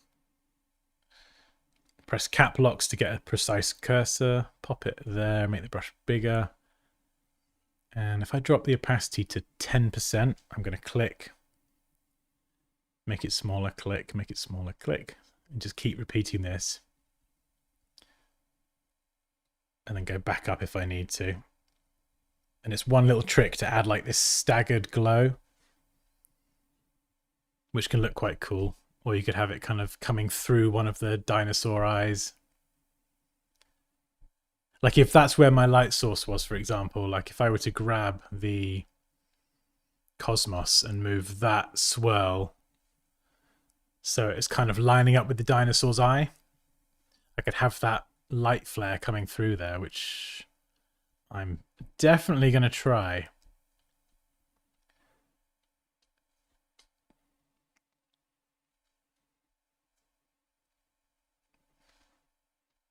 Ah, it's a little bit cut off there. It's all right. We can fix that.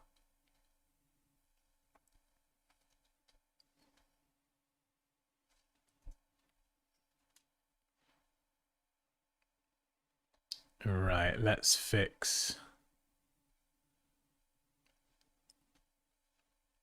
Let's fix this one first.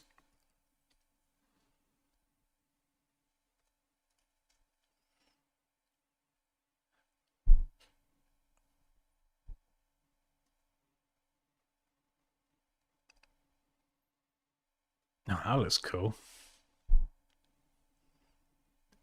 There you are. There's so many of these that look wicked. Okay, let's get swirling nebula. We'll stamp it there. We want to get that bit right in the middle, right where his eye is. And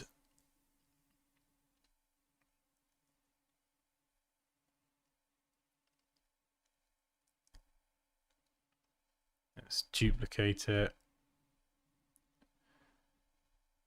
And then if we go back up here,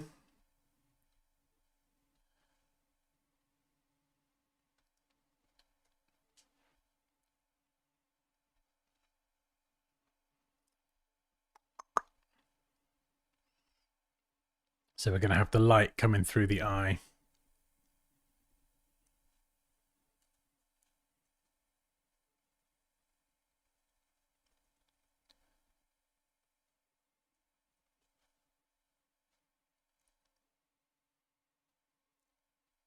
Yeah, something like that. And obviously we can change the color, you know, you could make it white, more super pink. We could duplicate it to make it more intense. You duplicate it again to make it more intense. Change the colors, mix two different blending modes together. So I could go for a color dodge there to double it up, just to give it a bit more punchiness.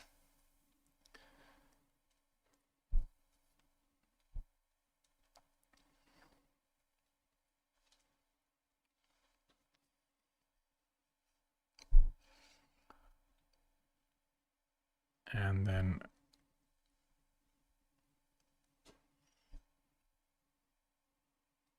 yeah, Paul, they're one of those things that my brain's like, don't rely on color lookup. Don't rely on color lookup. It's like just a preset that you could make in different ways. But I take my design that's had a lot of work done to it, slap on a color lookup, and it's like, okay.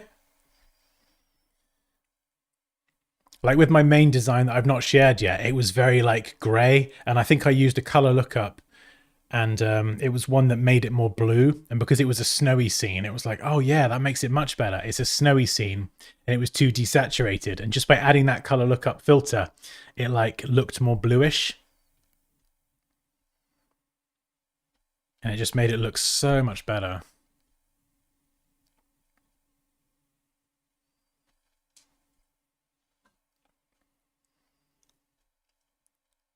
Oh yeah, I love that stylized. That just, to me, that's the thing that was missing, that takes it a bit closer to what's in my head.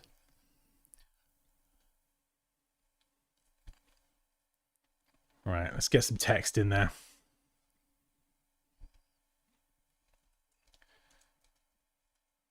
Crashed before saving. Let's use my YouTube thumbnail font. Why not?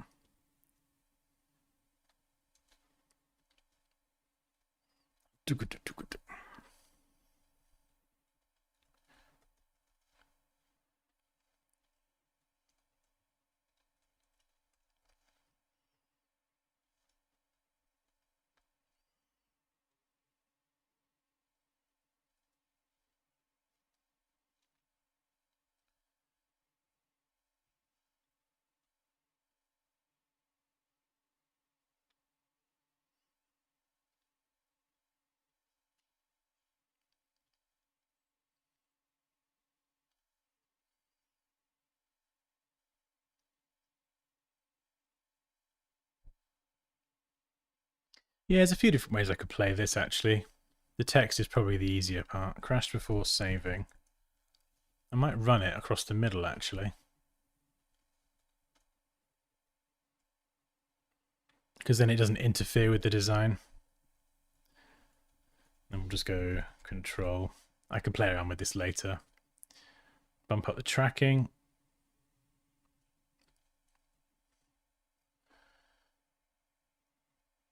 Go for something pretty pretty wild. There we go. Control Z.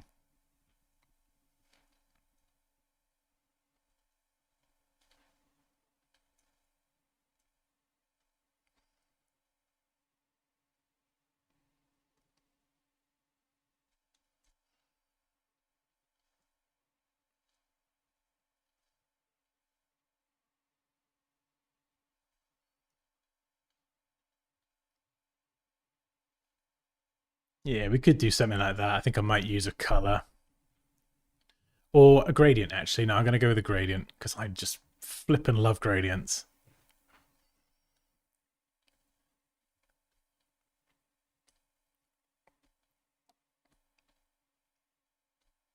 If it will work, we'll see. We'll see if a gradient will look decent. It's looking very, very retro, 1980s. Giving me that sort of vibe. And we'll change the angle. Something, or maybe left to right. Yeah, yeah, I'm liking that. And I'm going to just darken that bottom area. So we'll go curves. I'm going to bring that down. Bit more contrast. And then I'm just going to brush this in softly along the bottom. Just to help that text stand out.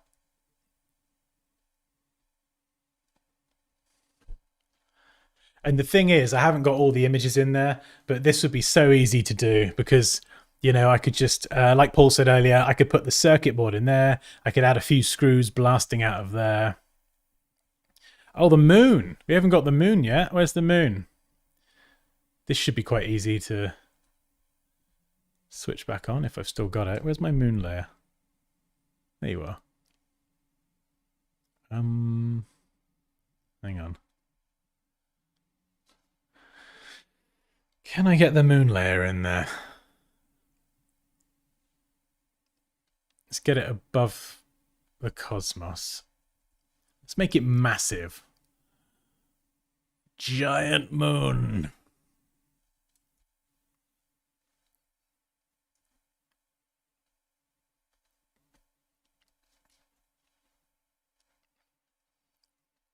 Curves. We'll clip it, bring it down. Let's make our moon dramatic. I mean, it does look kind of cool. I'm gonna make a selection, contract it by 5 pixels. No, another 5 pixels. And then I'm going to feather the edge by 1 and re-add the mask. That's going to soften that edge. You see it's not much softer now. And we've got rid of that horrible pink halo around the edge. And I'm going to make the moon even darker. And I'm going to try, if this looks decent, and brush in a pink highlight. This may or may not work. And I know I've kind of got rid of the cosmic element.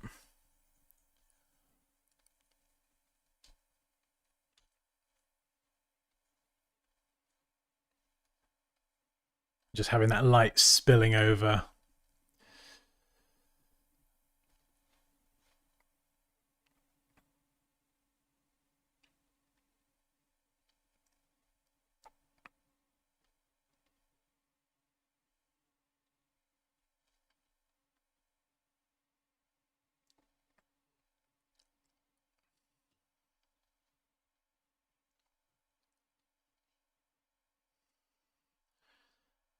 Yeah, so you could add the moon and you could have that there, or you could kind of have the cosmic nebula thing back in there as well.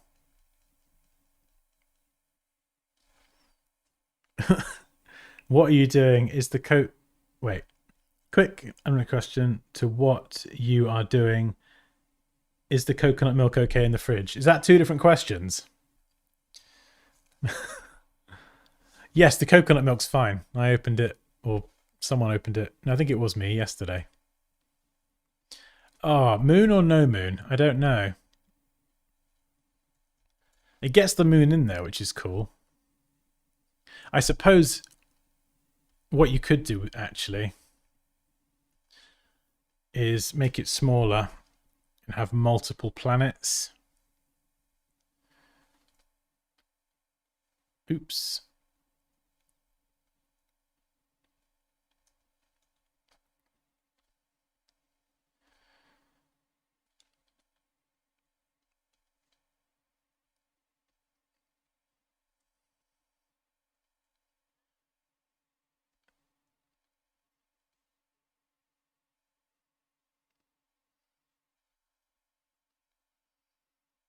Yeah, because then we're not kind of messing up the cosmicness of what we've already done.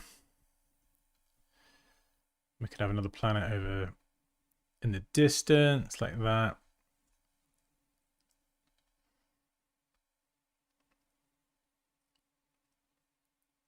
This is where we can use blending modes to blend things into the background. And I might change the color of that one just to mix it up a bit.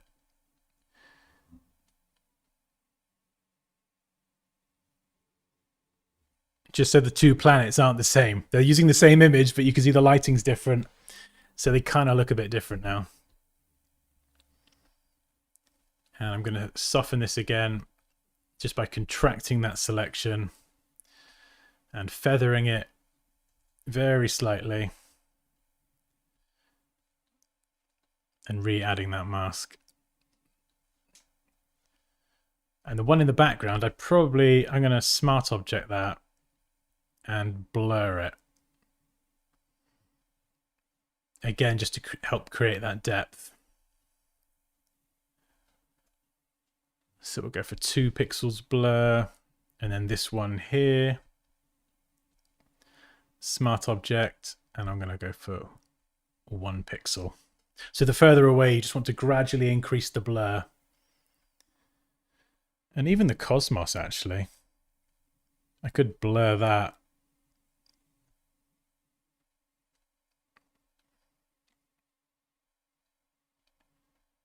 So let's risk it. Gonna add a Gaussian blur, just a pixel. It's a real subtle difference, but when you put all these little differences together, it does help things stand out.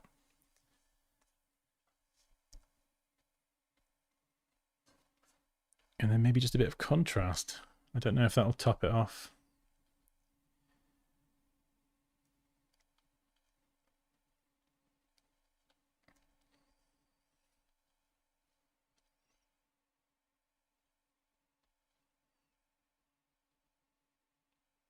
Oh yeah, that's cool. Just a bit more reddish.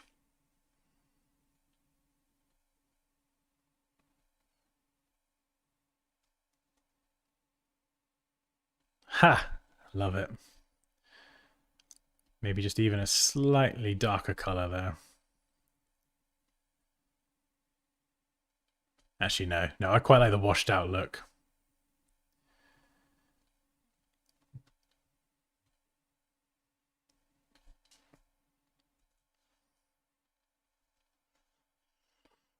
tiny distant moon. Yeah, that could be a moon back there. We've got a couple of planets in there.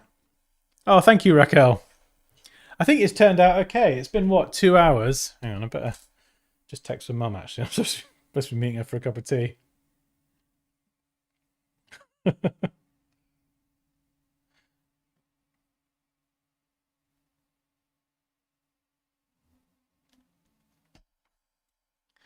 Yeah, it's all right, actually. It's come together better than I thought it would in that sort of time period.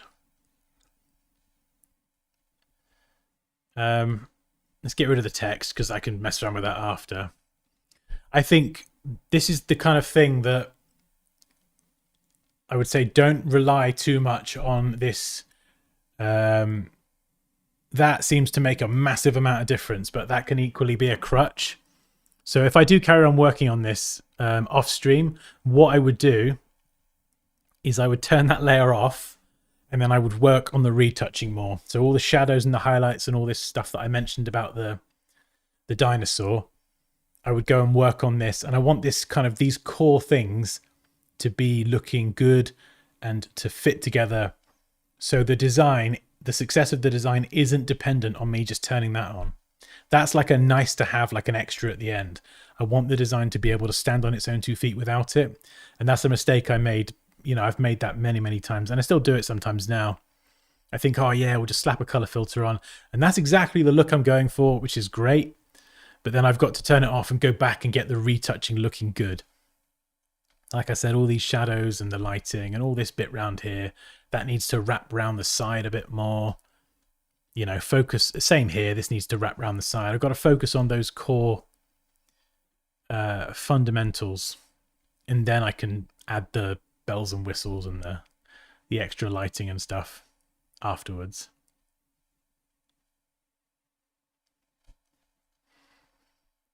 But yeah, stylistically, that is what I was going for. That's kind of the closest to the idea that I had in my head. Color lookup's pretty cool as well. You can see even that one, obviously maybe not that moon, but even that gives it like a really nice flavor. Yeah, you're going to enjoy that, Paul. You'll enjoy playing with that. Oh, thank you, Diego. Yeah, I think it came out okay. And the text, that just needs a little bit of tweaking. But I think, yeah, white with a gradient, that's probably where I'm going to land with it. Just got to pick some fonts. It makes sense to have the title down there because it's not going to intrude on anything. Yeah, the only thing that needs work... Well, no, let's not be too arrogant, Dan. There's a lot that needs work. But the main thing that I really want to work on is the actual core retouching. And the thing is, this comes back to the fundamentals. This is why I love kind of teaching this stuff, because I've been through that process the last few years where I've ignored the fundamentals or got it wrong, and it's just made the end result just not look as good. And then I've done it the right way sometimes as well, where I focus more on the fundamentals, which does come back to balancing the exposure, balancing the colors, and then adding the shadows and the highlights in the right place. Those like 4 things are like the fundamental things to get right. Just work on that between all your different images so they fit together and look like they belong in the same scene together. And that's like a big chunk of kind of making, like selling it as just a more polished kind of piece, if that makes sense. Because they're all totally different images, shot under different lighting conditions, totally random. You know, you've got a dinosaur car on a circuit board. And if you can focus on those fundamentals, you can blend them together a lot more seamlessly. Yeah, I can't wait to show you my first one, like my first design. It's cool. I put a ridiculous amount of time into it. But yeah, that's turned out okay, actually, considering. Yeah. Oh, this was fun. We could even just try one little thing actually at the end, just to make it hyper, super duper stylized. If I copy and paste this and turn this into a smart object. Of course, we've got camera raw filter, which can be fun for bringing out like extra details and stuff.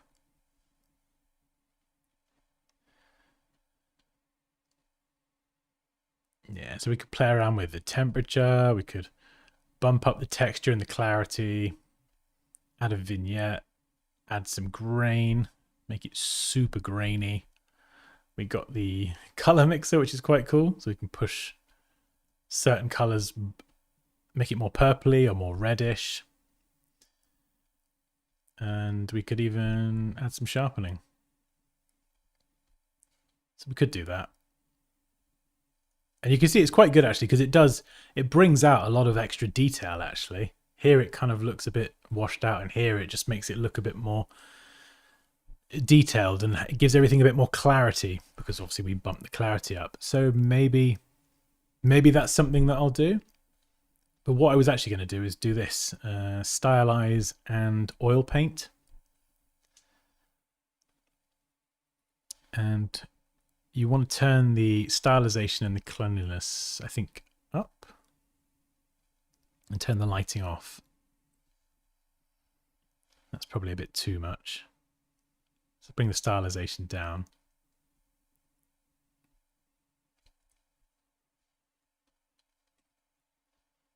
And you can see if you get the levels right here, it can give it a kind of almost like a painted kind of look. So this is before, and then this is after. So it's kind of cool. You got to be careful with it, because it can, if you do it wrong, you can introduce this kind of streaky.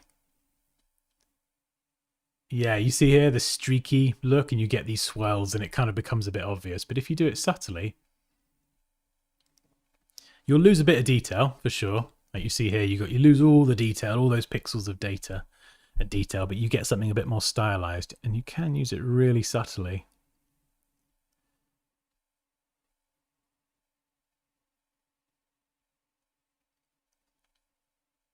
Even something like that can give it like a slightly more artistic flavor, which I might actually use that as well at the end, just because this is more stylized. So yeah, so again, not a crutch to lean on, the whole camera raw stuff, but just like the, what's it called? This one, the gradient map. It can be used just to enhance what you've already done.